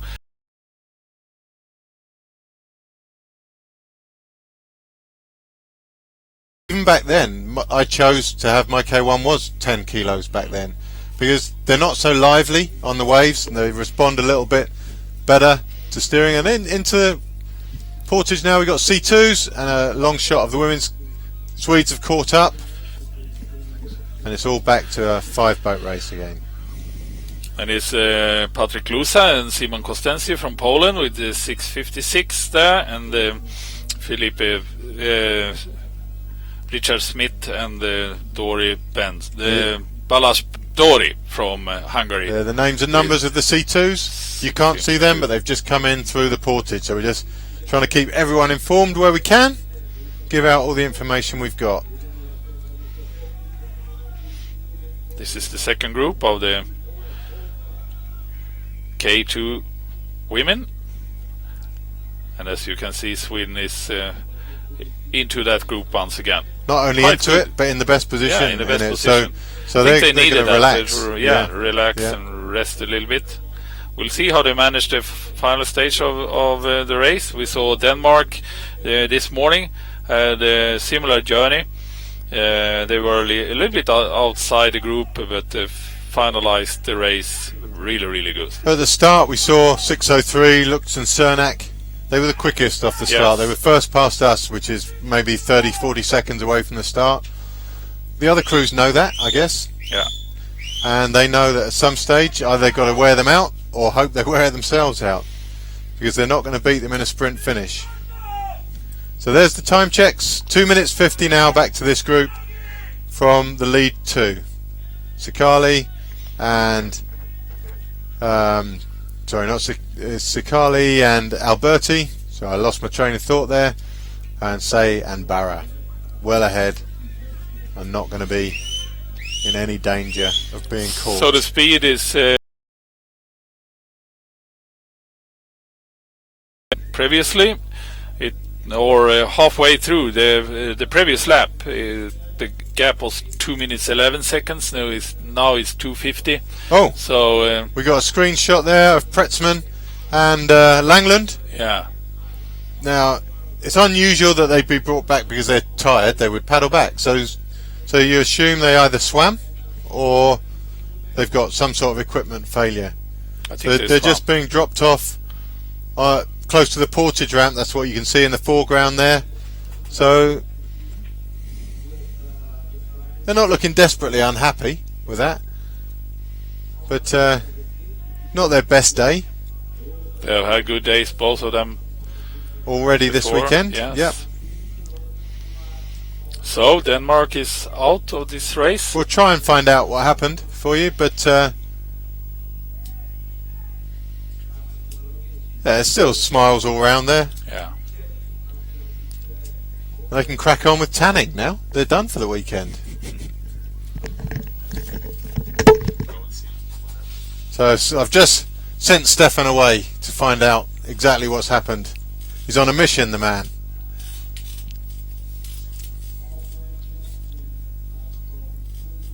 So they can relax now. Obviously explaining to the coaches who are holding the boats there what happened. But these things happen. No one's going to be upset about it. A little bit disappointed maybe.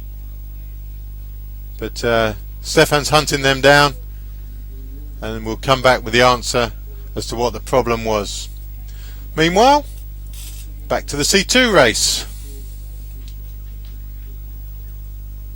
And everything as we left it. So, Ukraine, Shapoval, Levchenko leading from Doce and Kova, Hungarians in green, and closest to us, the Spaniards, Grana and Ferro.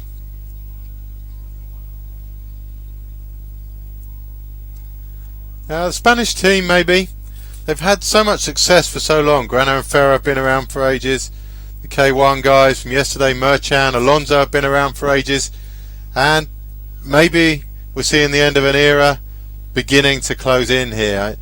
And then the problem with having good guys at the top for so long is that in some ways it discourages the up and coming. There's no route into the team for them. So very often when a team has that, there's a bit of a gap after that where they have to regroup, rebuild their team, and maybe a couple of dead years where they don't get quite so many medals. But we'll wait and see. The Spanish aren't short of numbers. We've seen some good juniors, some good under 23s. So watch this space and we'll see what happens. So still lead K2s piling on. Next thing you're going to see in about a minute's time is the turn before the penultimate portage. So always up till now, Renata Zay has taken the lead.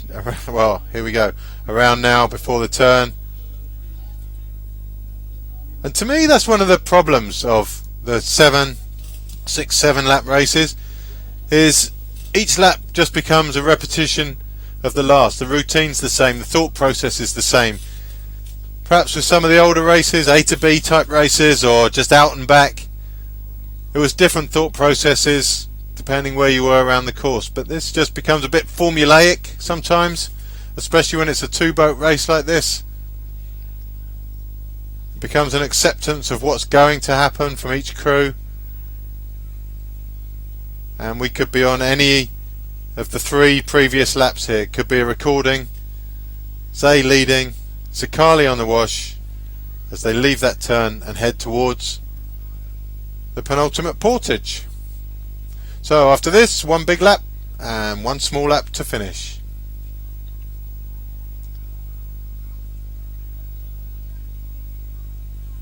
It's the correct island, but they still have 2 big laps and 1 small lap to go. Stefan? And as ever, it appears I've made a slight mistake, and there's 2 big laps to go. So even despite my writing all the numbers down and circling each portage as they go, I've still failed to keep you well informed. So thanks Brian for that. Public are now well informed. It's 2 big laps and 1 small lap to go. So Hungarians right, Italians left, as it has been on all the previous portages. We saw after the last portage Renata Zay just have a little experiment, a little test for the Italians. She did that twice yesterday before making the final break. They're out their boat well, up and running. Italians a little slow. It's not much, it's 1 or 2 seconds slow, but 1 or 2 seconds with someone like Renata Zay can lead to bigger issues. Absolutely, later on. They are very, very well aware of that. So they are running now as fast as they can. Hungary is taking some drinks there. Drinks is possible to take on the right hand side. For those of you who recognize it's a fence in the middle of the portage, they need to run on the right side to get drinks, and on the left not to get drinks. That just separates all the support staff from crews that just want to run straight through. There have been incidents in the past. So again, that's full on, and what, 5 seconds of full on. It's not a massive test, is it? No. But as she usual, tried it. She yeah. would have known the gap wasn't opening up, and And now they're both little bit of a- relaxing a bit. bit of a standoff. Yeah. Got some information for all of you that wondering what happened to the Danish crew. They just got exhausted. It's very, very hot out there. It must be something between 30 and 35 and no wind, and the sun is just heating everything up. So their team coach said that they were starting here to make a test, see if they could manage to sit in the big group in the first stages of the races. So they weren't utterly unhappy.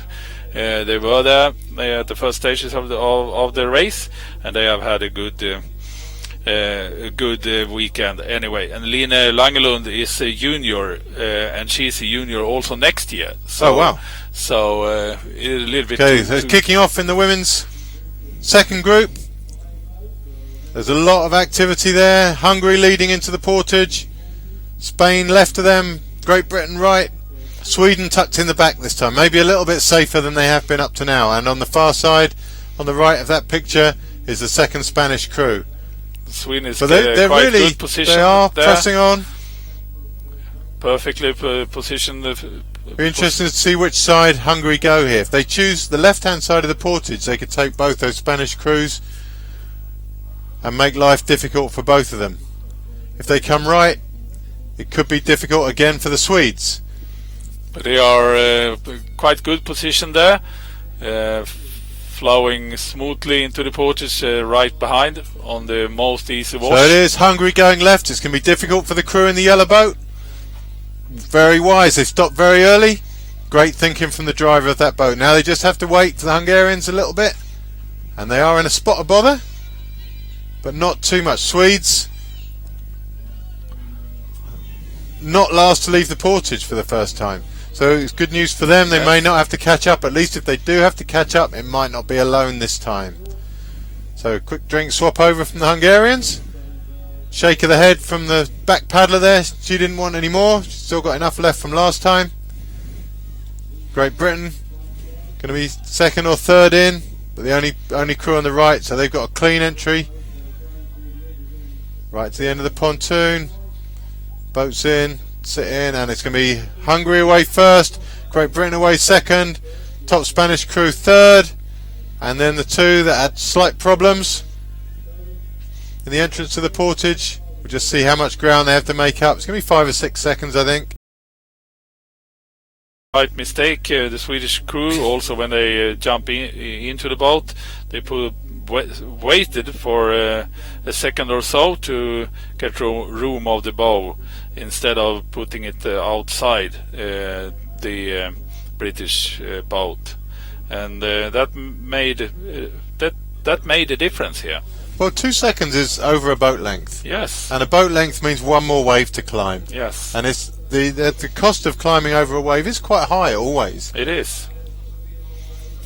The Swedes are back in contact, and the Spanish pretty much have used the Swedes this time to drag them back to the front group,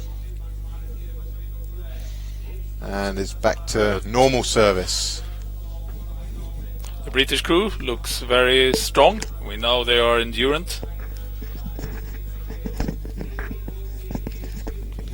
And while they paddle away from us up to the top turn, I'm not sure what the second Spanish crew are doing there. They've moved out to the left. They're working hard. Yeah, they fixed something in their boat and then moved out to the left, and now they are on the fifth wash, so to speak, which is a little bit harder. And they were there at this stage in the previous lap also, when they went around the top turn. So another drinks bag in the water,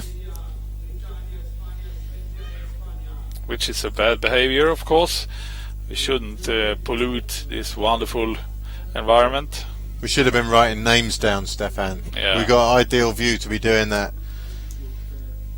So as they leave, the lead group of C2s is only 30 seconds from the Portage, and it's, here we go, it's Ukraine, Hungary and Spain, just as it has been for so long.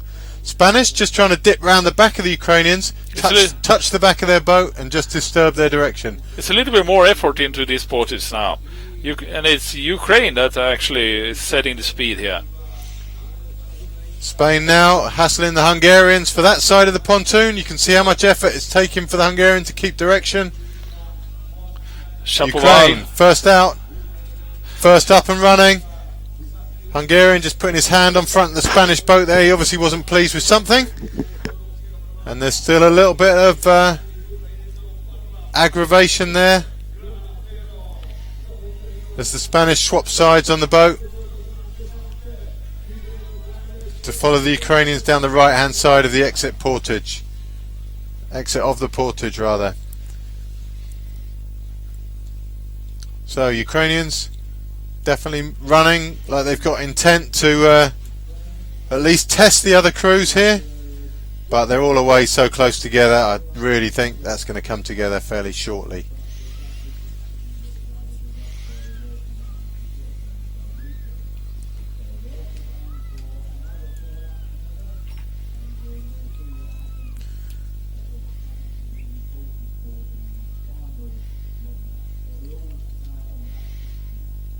Currently no internet, so we can't provide you with the lap times. And look at that. Wow. They are relentless speed, isn't it? Yes. Look, who's hoping to wear who out there? It's really strange. They're going to come first and second. Yes. What's the hurry? Somebody's trying to do something there. I didn't expect that. There you go. They've worked really hard, excessively hard, and now they've said, right, Italians, it's your go. But you can see how reluctant the Italians are to go past. They're feeling it. They're not happy. They know they've got to do their work. But maybe the Hungarians were fed up with the willingness of do the hard work from the Italian side and try to do something about it out there. This paraglider is directly opposite our commentary position. There's a clearing in the grass just on top of the mountain opposite where they take off from, and he's just dropping down the tree-lined cliffs there. It's several hundred meters high. They are flowing with the very little wind into the green fields behind us, and this valley is really something like Sound of Music environment. Really nice, lots of flowers and green grass in this forested valley of Portage.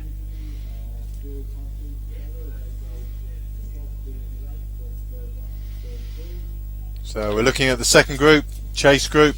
Well, Chase is a bit ambitious. They're not really chasing anymore, are they? No. Let's call them the following group. The following group or the second group, and because the time gap increases all the time. For now, internet is up again. We'll see how much it was at the previous passage. Lizzie Broughton, Faye Lampf leading that group. They've done quite a lot of work in that group. Really, I guess they feel they have to do something to take the sting out of the Hungarian sprint finish. About 3 minutes gap now. There's nothing worse if you finish a race and it pans out as expected, which from here would be the Hungarians winning, and you know you didn't try something. You have to at least try something, give it your best shot, and there's only one winner in this group now. There's not a spare medal, so it's one place out of this group to play for, and unless you've tried to do something to stack the odds in your favour, when you come across the line, it's really sort of a depressing feeling then, isn't it? You just think, you know what, maybe I should have given it a bit more. So but it's a little bit different now. Now the British team, we expected them to be strong in the far end of the course. Yep. And there they are doing the hard work, and also Sweden is a much better position now than in the previous laps. And looking quite relaxed finally. Yeah, yes. they've had to work pretty hard. And now I think they enjoy this now. Yeah. For a couple of minutes, just sitting there, wash riding, while the Spanish crew on the other side have been forced to be on the outside. And now the second group of the C2s is in the Portage. One of them's just dived in the water. You can't see that. Poland. The other one also appears to be limping a little bit. They seem to have a few problems, the Polish C2. But on screen, which is what you can see obviously, is the following group in the women's K2. And that is Faye Lamp and Lizzie Broughton from Great Britain. It is Dina Cernak and Noemi Luch from Hungary. Both of them very experienced. Luch having her first World Championship gold medal as a junior in Singapore already 2011. And there you have them all. Michaela Lindblad from Sweden were second in K1 last year in under 23 category and this European Championships.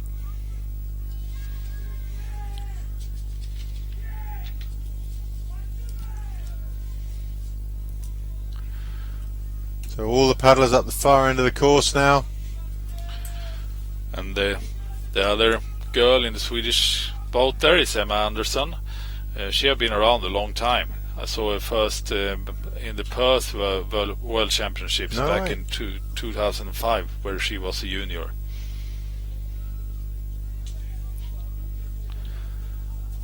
She had some years where she educated herself to a military officer, and after that she got good sponsorship from the Swedish military to continue to paddle and focusing long distances as marathon. Emma Andersson. Yeah, but if you look at Renata Zay, 37 years old, you say Anderson's been around for a long time, but she's still got 10 years on Renata Zay. Absolutely. And 10 years is literally a long time. It is. Much to develop.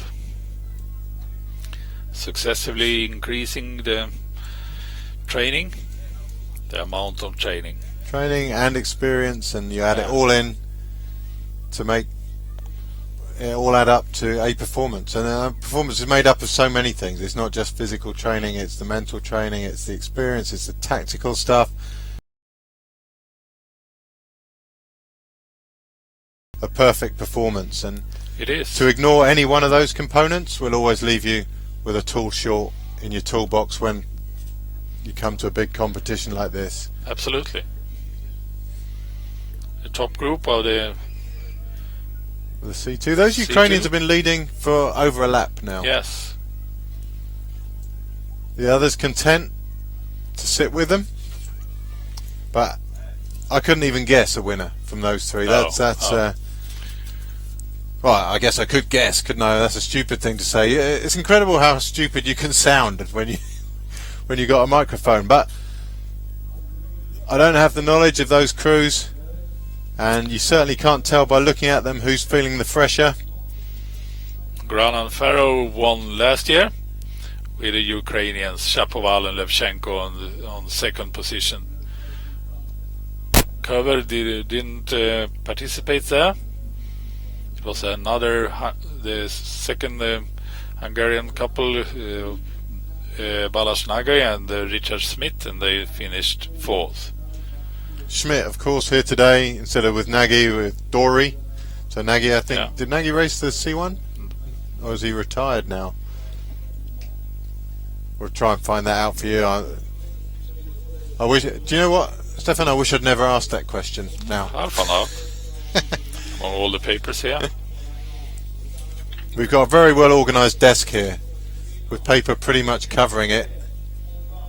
A couple of computer screens and the TV monitor, where we see the same view that you see. So now we're looking back at the following group of the women's K2. And along with all the equipment, we got a couple of cups of coffee, a couple of bottles of water, and a bit of technical equipment for the sound. Yeah, Nagy was he was second actually in the C1 men under 23. Sorry for that. We should have remembered that. But it's so many categories, so many great moments to remember from this event. So into the Portage, no surprises. It's Renata Zay leading Susanna Stefania Sakali, sorry. And in they come.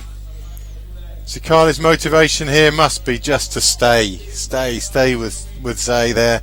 And Hungarians again out slightly before the Italians. Italians ditching their drinks.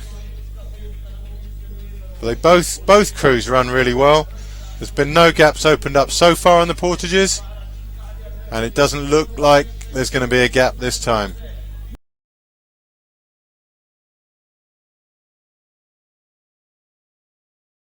Did seem intent on strangling Alberti with her own drink system there.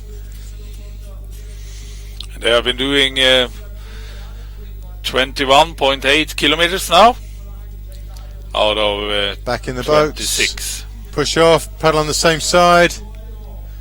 There go the Italians. They know everything for them hinges on not letting the gap open up, and it hasn't. So there we go, exactly the same routine as the previous Portages. So one more long lap and one more short lap. And the short lap is just 500 meters, 250 meters out there to the final turn, and then 250 meters of in sprint to the finish line. So you have to hand it to the Italians. The Hungarians, you can see from the speed they've been travelling, sometimes have been taking it to them. They've been trying to wear them out. Each Portage there's a little attempt, but already within 10 strokes Zay realises that attempt's futile. The Italians are too strong to drop today, or at least for this one more lap. And so we will experience a decisive final Portage here. They have been doing 95 minutes now, 1 hour and a half in this quite extreme heat, in the otherwise perfect conditions for canoeing. And here is Jim Rossiter, who is doing the venue commentating. Right, just interested to know whether you got the same opinion as me for the last lap. What is your opinion of the last lap? I think that Faye and Lizzie have got to make a break over this Portage. They can't be afford to be there for the next Portage together. Jim's just offering his opinion on what he thinks the Great British crew should do here. He's got the same opinion as us. We think that probably, if it comes down to a sprint finish, the Hungarians have got the edge. Like we said, there's only one medal from this group. It's not like picking up a second place in this group is any use to you, really. So if Great Britain want to win a medal here, maybe they should make a move at this Portage. But everyone's been portaging really well today, and we haven't seen too many mistakes. Maybe only the Swedes have been a bit sketchy in this group. We will find out, but certainly time is running out for that British crew if they're going to guarantee themselves a medal. But Jim, that used to be the team manager for the British team for 30 years or so, 35 years. 75. Oh, sorry. 35, Jim. 35. Yeah. His advice to this British crew is to try to do something here in this Portage, to be able to use their ability to pedal fast over long distances. You just see from the strength of those Hungarians. The British tried to come past a little bit, doubled their stroke rate. The Hungarians just I think they eased listened up the Jim, speed. Jim, they listened. Everyone listens to Jim. Yeah, of course. Also we have always done. For a century or more. Yeah. So in they come. We'll talk a little bit more about Jim Rossiter later, but for now, it's back to the job in hand. And it's Hungary, and Sweden is lagging behind. I think that's it for the Swedes, right? They're done. They have to be done this time. It looks like. So it's Hungary from Spain, from Great Britain, and from Spain. So first two out are going to be Hungary and Great Britain, I hope, but no, it's the second Spanish crew on the far side. They're out well. Great Britain struggling. Lizzie just only just got in touch with the back of the boat in time to stop the rudder hitting the ramp. And here we get them coming through the portage. So Hungary through the portage. Hopefully he won't strangle this crew with a drinks bag. They've front girl's shaken off her drink bag. She didn't want one. Girl in the back, she's taken on fluid this time. Pink and black boat, Great Britain, and the yellow boat of Spain. The time gap is incredibly 4 minutes 17 seconds now to the flying two in front. So Hungary away, Great Britain away. It took 4 strokes for Lizzie to get in paddling with Faye there. Yeah. And that's a really expensive 4 strokes for Faye in the front. It's really heavy to tow a boat when your partner's not in. I used to hate my partners if they any more than 2 and they were out. So a lot of coordination in K2. So yeah, the gap to the Swedes, that's done. Yeah, it's done. They've given up. So they did well. They caught up 2 or 3 times. They got back to the group. They even looked comfortable in the group last time we saw them. But obviously, the weather, the effort, the distance has all taken its toll, and they finally paid the price. Although the front group stopped paddling for a while, might help them close the gap. But into the portage now. For their final long lap comes the C2 race. This time it isn't the Ukrainians leading. This time it's Granat and Ferro. They've taken the initiative for this portage. Remember at the last one they got stitched up a little bit by the Hungarians and had to go take 3rd pick of the portage position. But this time the second is the Ukrainians again. They've come past them. It's a very tight race in C2 here today. Quite unusual to see that. Hungary had to steer a little bit there and lost some ground. Some trouble with the balance there. Steering. Ukraine is keeping on. They are answering to the efforts done by Spain there. They've looked the tidiest coming into the last 3 portages. Yeah. Spain are there. Hungary are going to have to readjust a little bit to dip in behind the Spanish. You can see them doing that, and the Spanish have slowed down so much. Hungarians have got to change their plan and go. Very good tactics of the Spanish there. Very good, and then just jump off there, and they're running very fast. Struggling to get hold of the boat.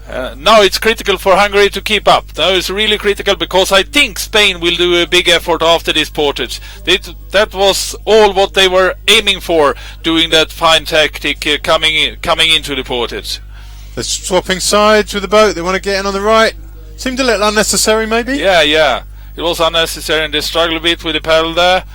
Maybe they are more used to fast jump in from that side. Or maybe they knew the Ukrainians were there and wanted to disadvantage them as well. They've already stitched the Hungarians up at the start, Ukrainians at the end, but no, nothing's happened. No, they'll all come out together. Yeah, they will be back in together. So possibly the Spanish are a deliberate attempt to disadvantage both the other. But they are going now. They are. Oh, no, just for a couple of strokes, adjusting their drinks. It's very, very hot out there, so they really need to be careful on the drinking stuff. But it looks like they have established a slight gap. That was a little bit of experience showing there. They deliberately hassled the Hungarians coming in. And Hungarians,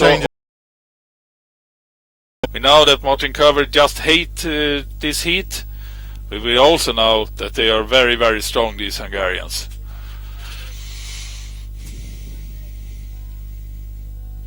Martin Cover and Adam Doce, who won this category in the World Championships in Oklahoma last year, and it was very similar conditions. The heat of the Midwest US was really taking its toll there. Do we think that's a gap, Stefan, or just they've separated slightly? I think it's a gap, actually. It didn't look like Hungary or Ukraine. No. Both of them. But so now Hungary taking the initiative to close the gap, maybe? Yes. Watch them now. They're actually full working speed. hard. Yeah. They are working hard there. I think that was a mistake. They didn't see that the gap was going to open. Watch this. Straight over. It was a little bit like the Danish pair that we saw doing that a lot of times. They was stopping, discussing stuff in the boat and adjusting stuff, and lost could be up to 100 meter, and then decided how to do it, and then suddenly they were there again and won the race. And what class? I mean, they've come all the way from where the Ukrainians are now, straight across to join the Spanish. Fantastic. Ukrainians aren't as far behind as the picture shows, but they're out wide to stop being on the washes, and they are without doubt behind now, aren't they? So that was impressive. If that would be a bit of a warning to you, if you were any of those other crews, they've got some speed on them, those Hungarians. They were struggling a bit into the Portage, steering and fixing things. Maybe they had to adjust something in their boats.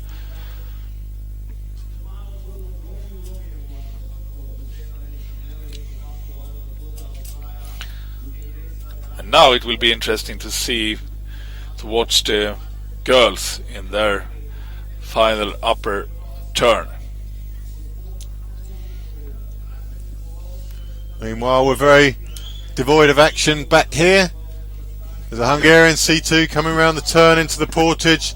They're a good couple of minutes away, and they're on their own, maybe 30 seconds ahead of the following crew, which could well be Polish, but that's going to be a while until we see them. And meanwhile, camera's back on the lead C2s. Those Ukrainians are definitely struggling. The washes are affecting them. They're having to change their direction to find some clean water. They have done it now, and I think they are trying to use the V wash there. You can see that clearly from here, how they are using that. And look at that effort. They are skillful 1000 meter paddlers. They might be able to catch. I think they are. If they do catch, though, it's been a cost. There's always a cost to everything you do. Oh yeah. These are the Hungarians I was speaking about earlier coming into the Portage. Would be interesting to watch the girls now. They must be there somewhere up in the upper turn. There they are. And that looks... Oh no, it's still 5. I couldn't see the boat on the outside for a while there. So... That 5 boats. Yeah. So is that Sweden again? Yeah, They have caught Sweden up. managed to get up. Oh, impressive. I'm amazed. Impressive, or no one's taking the initiative. You think somebody would do something at this stage? They're not all going to win the Finnish sprint, are they? I thought Lizzie and Faye should try to use their ability to go hard for a longer period of time. But maybe the heat's taken something out of them that they would normally have at this stage in the race. Sweden is now on the outside there. The most wise thing to do for them is to challenge Spain, is it? Hungary. Challenge Hungary for that side wash. For that side, and making Hungary go down to the wash. To the diamond wash, which was forced the Spanish back, and maybe they could get comfortable and disadvantage the Spanish for a while. But we've seen the Spanish settled on the 5th wash anyway for a couple of laps, so they're not pressed, and it just doesn't feel like the speed's enough to really hurt anyone out there now. And how is the situation in the top group? It would be interesting that as well. I don't have any Wi-Fi now, so I can't follow them on this Here they are. tracking system either. And Still together. Thank you, Italians Brian, leading producer. from the Hungarians. Even in the few days we've been doing this, the communication between us and the producer and the camera guy, things are getting better all the time. Yes, very professional television production company. Give us a few more events and we'll actually be half decent. Yes. Although I'm not sure the cameraman's got the whole focus thing going on for him there. So Italy, Hungary. You can only see that end in one way. Yeah. Yeah, but you never know. How many times have we been wrong this weekend? Ooh. We're probably the worst experts you've ever met. Especially this morning. Yeah, we failed on every count. Yeah. That's the beauty of experts. In our own mind we're experts, and that's what counts. And, exactly. And whoever asked us to be here, they also believe we're experts. So if they're employing people who aren't experts, I'd say that's their problem. So guess why Renata's taken the lead there? Yep, it's because they're just about to approach the final turn before the final portage. So as on every previous lap, Renata wants to get to that turn first. So here's the leading two C2s now. It's down to the two big guns. Ferro, Grana, Kova, Doce. It's close to 5 minutes gap now, which means that the second In the women's race? Yeah, in the women's race. 5 minutes at the upper turn there.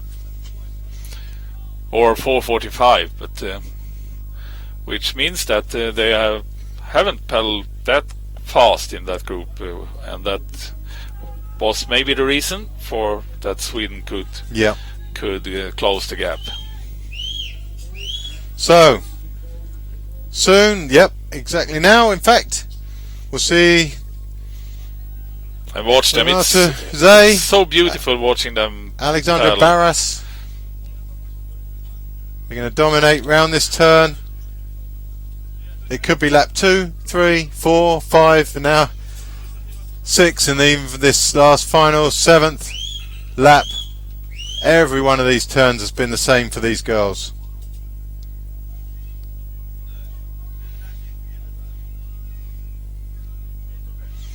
In the World Championships last year, Renata and Alexandra won. And second were Anna Kosiskova and Lenka Krochova from Czech, and third was Samantha Rees Clark and Amy Ward from Great Britain. Not only from Great Britain, from my club. From your Stefan. club. But what's really interesting with that is that Stefania Sikali was with them at the last Portage. Yes. What happened? She broke her rudder. So yeah, that's right. That's right. You know, things happen. And there's always rush, there's always panic. We've seen it before now, today. Watch this. And Sikali is having a go. She's having a go For at the first time during this race, Sikali and Alberti is challenging Renata. They're not getting past, but they are definitely having a go at it. Absolutely. This will be a decisive Portage, a really decisive Portage, coming in side by side. So it's Hungarians in, just a few feet ahead of the Italians. Already out the boat, much cleaner out the boat than the Italians. There's a length, 3/4 of a length lead for the Hungarians. Doesn't look much, but it's very significant. It is. No one will be taking drinks on this Portage. Side Hungary by running side. well, Italy also running well. Just a dose of water over the back of the neck, cool them down slightly, and they are neck and neck there. So there's still going to be panic getting into the boats. They know it's neck and neck. Absolutely. This is going to be quite tight. Stay cool, stay cool. A mistake here. They've got to be calm, be calm, be calm. So Hungarians have got hold of their paddles first, but away exactly the same time. So amazing. Can the Italians do anything with Zay?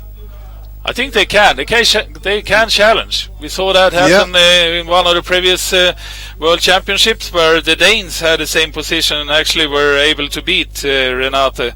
And I think it was Fuldum back then. But I think anyway. Sikali's got the class and the quality to it was at least have a go. Yeah. What I doubt is Alberti's sprinting power. That's what's going to let the K2. Maybe that's going to be the difference here. Yes, we have seen that happen. So they are not. It's not impossible to beat them. We saw Alexander Barra and Renate Shea got beaten by Danish crew some years ago, and it was also close, very close final Portage back then. Last year, the time gap was about 5 seconds. So they were together into the final Portage also then, and we know that Sikali back then crushed their rudder. But through this Portage cleanly and still in with a shout. Hungarians have got the inside of the turn. Does it mean anything, do you think? Inside of the turn? No, not really. I don't think so. I mean, it would be impossible for the Italians to overtake them round the turn, whereas if it was the other way round, there would be some chance, I guess, of an overtake on the turn. So at least if the Italians do come up, make a move to come up around the turn, the Hungarians can just move out and make the turn wider and wider.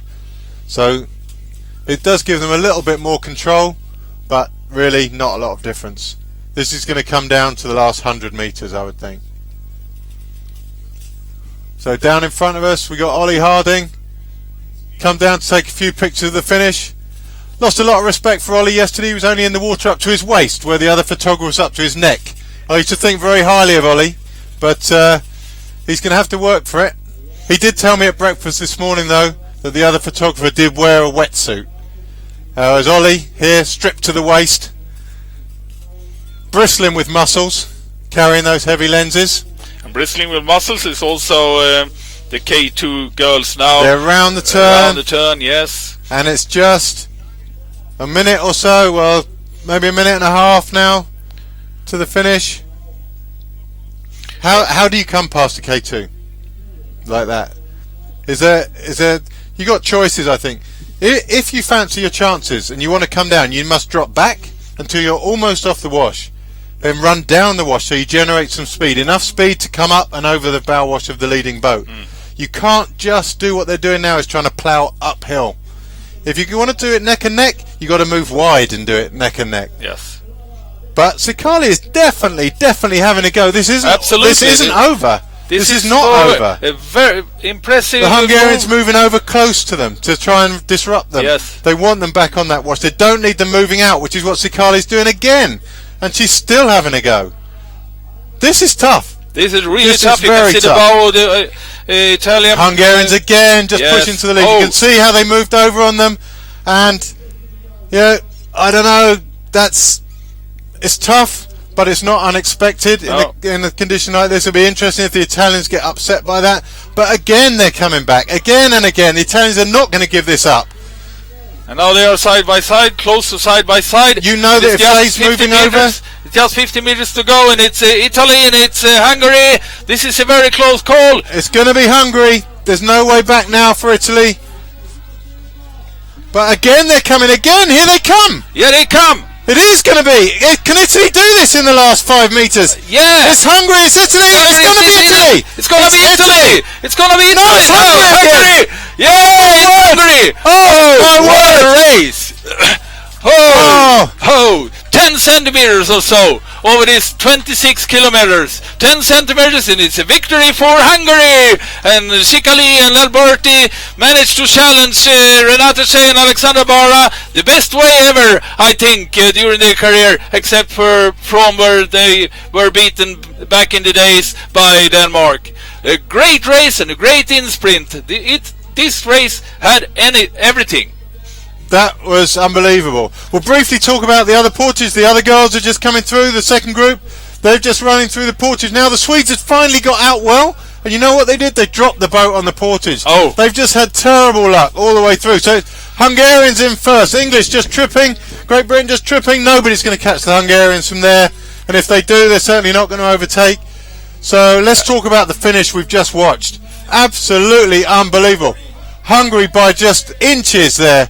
That's what we thought from the commentary box. But you can be sure, Stefan, that when the Hungarians moved out on the Italians, that shows a lack of confidence. They didn't know they could win. They had to do something else other than pull hard. And absolutely phenomenal. Absolutely brilliant there. You have to hand it to Sikali. And Absolutely. you know, Sikali did everything she could. Albertini in the back gave it her all. She added in. We doubted her ability to do a sprint finish, but she showed that it's in her. At the end of a race like this, to do speed like that is absolutely phenomenal. I enjoyed that tremendously. Oh, it was amazing. Fantastic. Just the way it should be done. I think possibly we were shouting incoherently at the end there. We were too excitable. But you could see it for yourselves on screen. That was absolutely brilliant. But third place looks like that's going to go to Hungary. Hungary ahead of the chasing pack of 3, which is the 2 Spanish boats in Great Britain. That's going to be a tight finish for 4th, 5th and 6th. But it's going to be Hungary. And into the last portage come the Spanish and the Hungarian C2. So this is everything to play for now. It's Spain and Hungary. We've seen the Spanish again take Hungary to the side of the portage to inconvenience them. So it's Spain, Hungary. Hungary we saw had fantastic speed after the last portage. But Spain have got so much experience, so much wisdom. Only 2 boats and they can still disadvantage the Hungarians coming in. They'll be running through the portage. There'll be no drinks, just a bit of spray over the back of the neck. Keep them cool. Hungarians are running hard to make up the deficit. They're both left hand side. Maybe the Hungarians should have swapped to the right hand there see if they could make some impression on them. They're going to have to be a length behind. Oh, and they put their boat in on the inside of the Spanish. Oh, away. They've lost a length. It's going to be a hard length to catch. Spanish away. Hungarians following. We know the Hungarians can close them down. This is also going to come down to a last 100 metres.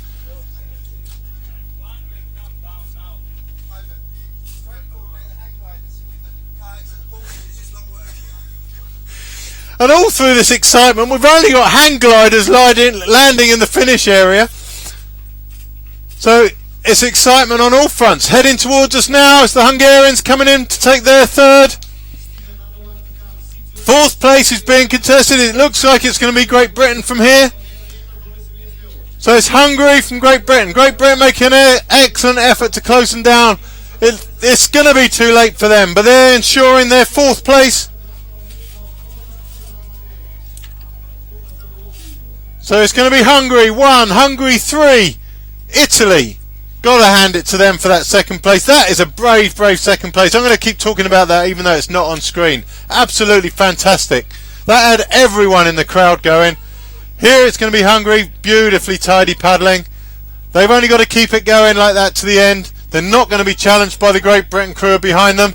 But Great Britain have broken away from the two Spanish and they're going to take fourth place. Oh my word, these two girls have taken fourth place so many times. It's heartbreaking to see from the camera. I don't even want to count the number of fourth places these two have had. They're being chased down by Spain, but they're not going to make any ground on them. The two C2s now headed up to the top turn. We're just going to watch Hungary come across the line. 30 metres to go here. The C2s are both together up at the top turn. It's Hungary now. Just making the last few strokes across the line. They're done. They're pleased with that. They were always the strongest sprinters in that last group. Followed closely by Phelan, Lizzie Broughton, and then the Spanish crew. 6:06, that's Arquero and Massages, and 6:08, that's Villaci and Fernandez. There was an inevitability about how that group would finish in the end. It played into the hands of the Hungarians. They took advantage of it. And now up at the top turn, now it's Spain. Hungary going around their outside. Spain leading out the turn. Hungary on their left-hand side. It's going to be Spain. Spain are too wise. They're going to keep squeezing and squeezing Hungary. The moment Hungary move away from them to do a sprint, the Spanish will move over on top of them. They've done this before, I'm sure. And Alexandra Barak. First, congratulations to the gold medal, Alexandra. Thank you very much. It was a very hard race, but I think every marathon race is very hard. Just now the weather is very hot, and I feel every time it's very warm. But I'm very happy, and congratulations for the Italian group. Anna, you were 250 meters. It was amazing. Yes, I was very tired because yesterday I was in K1, but today is a new day, and the competition was very hard, difficult, but so I'm happy. Congratulations. We need to concentrate on the in sprint of the C2s now. So congratulations, girls. Okay, we kind of missed the vital part of the C2, but the Spanish took it out of the turn. But the Hungarians we saw earlier in the race, they had so much speed. They've moved out wide. They've overtaken them. They went so wide the Spanish couldn't move on top of them. And within 10-15 strokes, the Spanish knew they were beaten. Hungarians victorious. They're coming across the line. Beautifully coordinated. They played the race well. They played everything as it should have been done, and they've come across the line, beaten their arch rivals, the Spanish, into second place. The Spanish knew they were beaten. The moment the Hungarians took on that end sprint, the Spanish, they tried to respond. They had nothing left, and the paddles were down, the heads were down, and they've accepted second place. They'll be reasonably happy with that. They've been second before. They've been beaten by an absolutely top world-class crew and the two giants of the sport. And coming in third place, a little way back. They've been third before. They're third again. It's the Ukrainian crew of Shapoval Levchenko. And they've got about 100 meters left to go.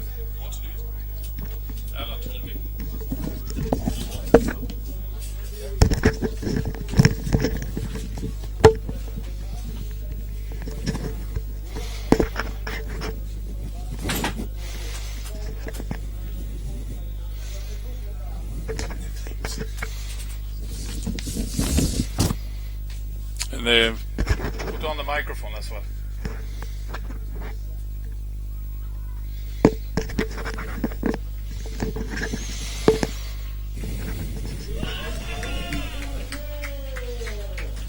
Third position, Ukraine, who had a silver medal last year, but now bronze. And I think they are very, very happy, these guys, having finalized so well in these very hot conditions. Andriy Shapoval and Alexander Levchenko from Ukraine. We'll soon have some more interviews, this time done by Ivan Lawler to the C2 men.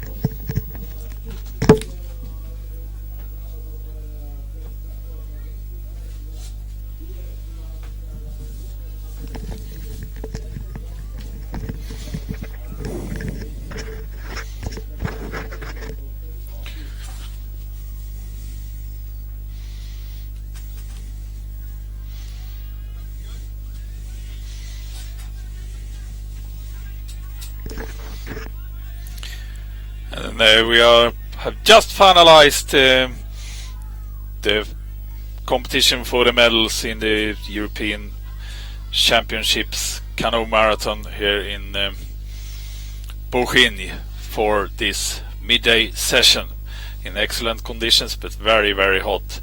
As the girls said in the interview, it was one thing to compete, another to combat the heat. They did it very well, and we experienced a very, very tight in sprint. As well, the C2 race was exciting. The three crews staying well together. We'll soon have an interview with them by Ivan Lawler.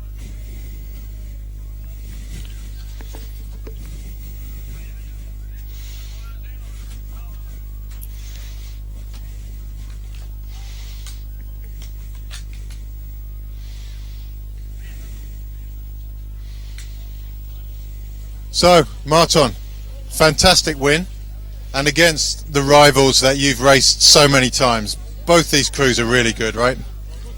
Yes, we enjoyed the race. The Ukraine was a surprise because we didn't know them, and they did a very good speed. And Spanish always good, so the race was hard. Okay, and we saw before the finish that you had a good speed, very good speed, when you caught up after one of the portages. And then on the finish sprint, did you know you were that fast? Were you sure you were fast? We practiced a lot to be fast at the end. Yep.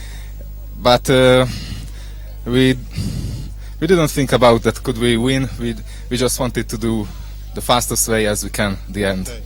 And then at the Portages, the Spanish are clever, right? They always push you to the outside, and then with the Ukraine they did the same at the other end. Are they always like that? They did what they should do. If I were them, I would do the same. Yeah, absolutely. And that's how marathon racing works. These guys are clever guys. They're not just strong guys, but they're clever guys. And this is what counts in the marathon racing. Marathon racing is not all this. Marathon racing is half this. Okay, thank you very much. Thanks and congratulations. Thank you. Cheers. Thank you, Ivan. And that concludes the midday session here from Lake Bohin. We will be back within an hour, 14:30, for the start of K2 Men. And that will be another very exciting race. K2 Men, as usual, it's only them on the course during the afternoon session. They will paddle 8 laps on this about 4 kilometer long course. 8 laps counting to 30 kilometers, and that will be a challenge in the strong heat here in Slovenia this afternoon. Thank you for watching, and me and Ivan Lawler are wishing you welcome back at 14:30. Thanks a lot. Okay, I'm standing here with Keith Moore. Actually raced yesterday in the men's K1. It was tough out there with the heat. Everyone's saying the same. And you've worked a lot with the girls that have just finished, and they finished 4th. How many times have they finished 4th, and how heartbreaking is that? I think, they find it hard coming in 4th because, they put a lot of hard work in from race to race. And I think the domestic scene we have in Britain allows them to get used to racing a lot more. The training groups they have, they're a lot more structured in the way they move around the groups. And I think they expect that more from when they come to the internationals. And then when the international girls don't do what maybe they're expecting, they're asking questions like, well, what am I meant to do? If you're coming down on someone, where do I go? Am I doing the right thing? And we're kind of saying, yeah, you are doing the right thing. Partly though, they've raced those same girls a few times. You have to learn your opponents as well, so part of the blame, I guess, has to sit with them, and that's the learning process. That's training, that's racing, and then moving on. Our team as a whole, the Great Britain team, I'm not neutral as the interviewer, you understand. I am from Great Britain myself. It's a lot stronger than it has been. You yourself have put in a lot of work. You've got a couple of sponsors. I know you've got Precision Hydration on board. I know you've got Joma, the clothing people here on board. And you've done a great job, and it's lifting the whole team. And a lot of teams could benefit from that sort of stuff. How much effort have you had to put in? Yeah, we put quite a lot of effort in early on to making sure we get some more team support. We don't get the funding of some of the other disciplines, so it's important that we get that on board. And it's important for the team as well, because we want the team to develop. We want people to be competitive. If we want to challenge the faster nations, we want to challenge Hungary, we want to challenge South Africa, we want to challenge Spain, we want to move Britain back to being the #1 nation like we were 10, 15 years ago. Bring it on, Keith. Bring it on. Let's make Great Britain the #1 nation. And thanks for your time, and congratulations for your race yesterday, and good luck. Thanks very much. And bring that on might create another big nation fighting for medals in all categories, as we have seen Hungary and Spain doing during these European Championships. Many other nations as well, of course, doing great efforts to come back to glorious results in many categories. So once again then, welcome back at 14:30 for K2 Men.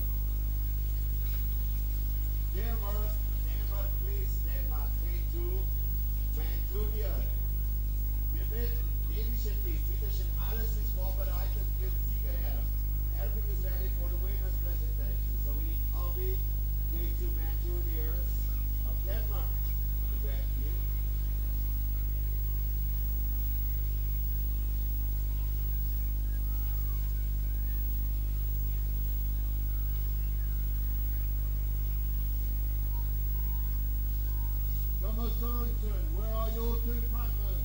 Can you please get them to come to the presentation tent immediately? Thomas, where are you?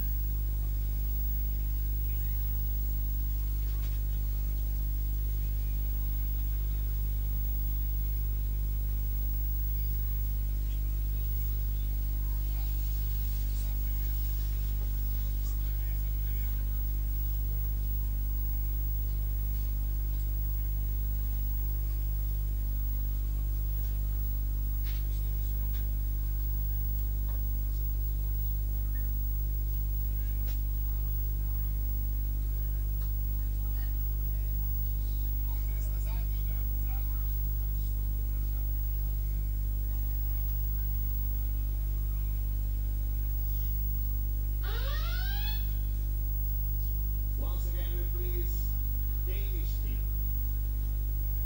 Danska, prosim vas, vidite še, prvo, prego, prosim vas, пожалуйста.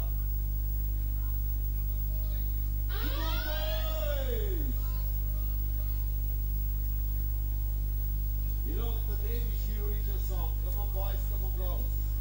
In this crazy, crazy world, Eurovision Song Contest Denmark tuttuus päeva.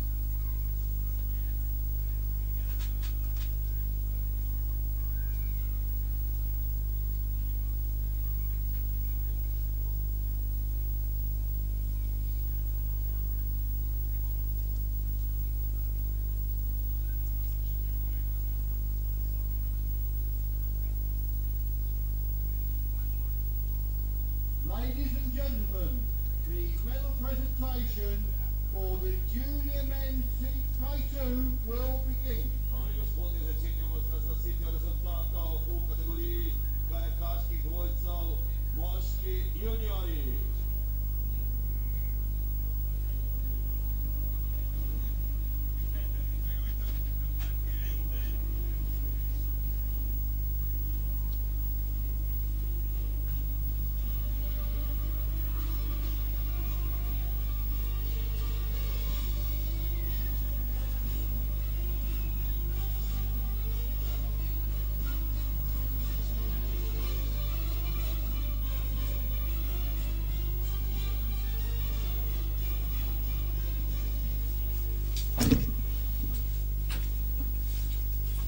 Ladies and gentlemen, the medal presentation for the junior men K2. Medals will be presented by John Kronberg, the chief official for this event for the European Canoe Association, accompanied by the Spanish team leader. Dame gospodje, medalje podelil gospod Jörn Kronberg. Bude pozdravljeni predstavniki na tehnični delegacije Pomanja, spremlja predstavnik španskega vodstva, Sigurd Luis Gustav. The third place and bronze medal to Norway.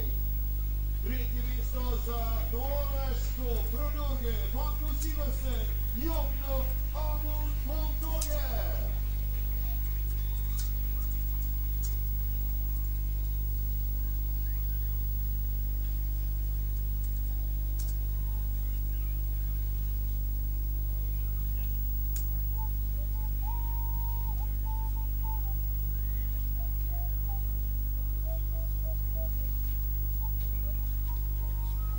The silver medal for Denmark. Srebrna kolona i drugo mjesto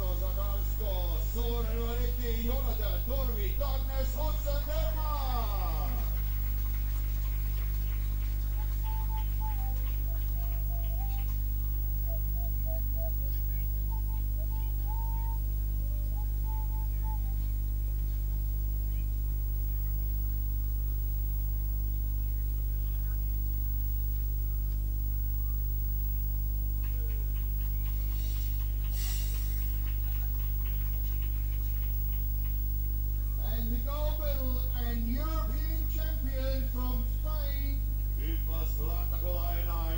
Europska prvaka, señoras y señores, para España, Imanol, Barrueta Peña Melilla, una y que reca con España.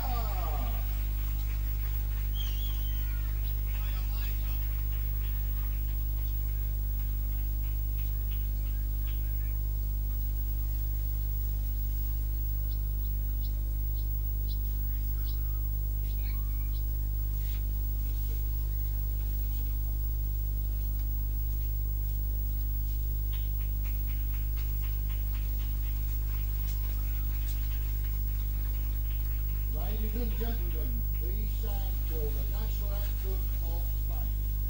Dame gospodine transformacija, himna Španije.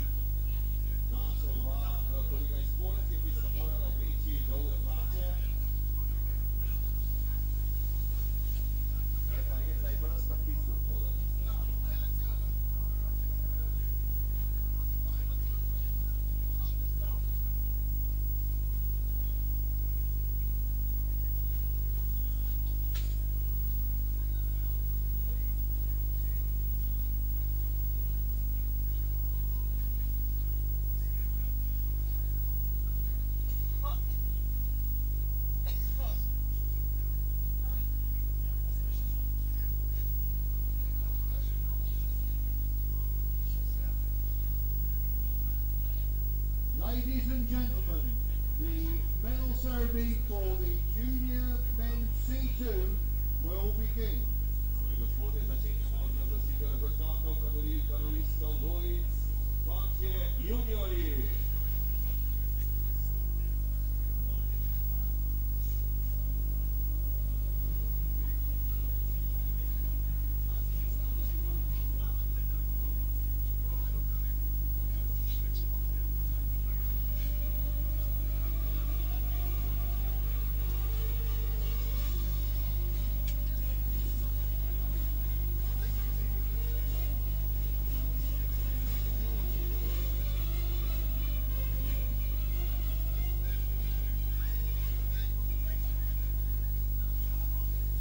Ladies and gentlemen, the medal ceremony for the junior men C2. Medals will be presented by Albert Wood, President of the European Canoe Association, accompanied by the Spanish team leader. Gospodzie, nagrane pomogli gospodzie Albert Wood, zwycięzcy Roskie, dowódca etanckie Zwierzę, treninera dłonia szpańskiej ekipy, The bronze medal for Poland, Trzecie miejsce Polska, trzecie miejsce Łukasz Rybakowski, Łukasz Piotacz, Polska.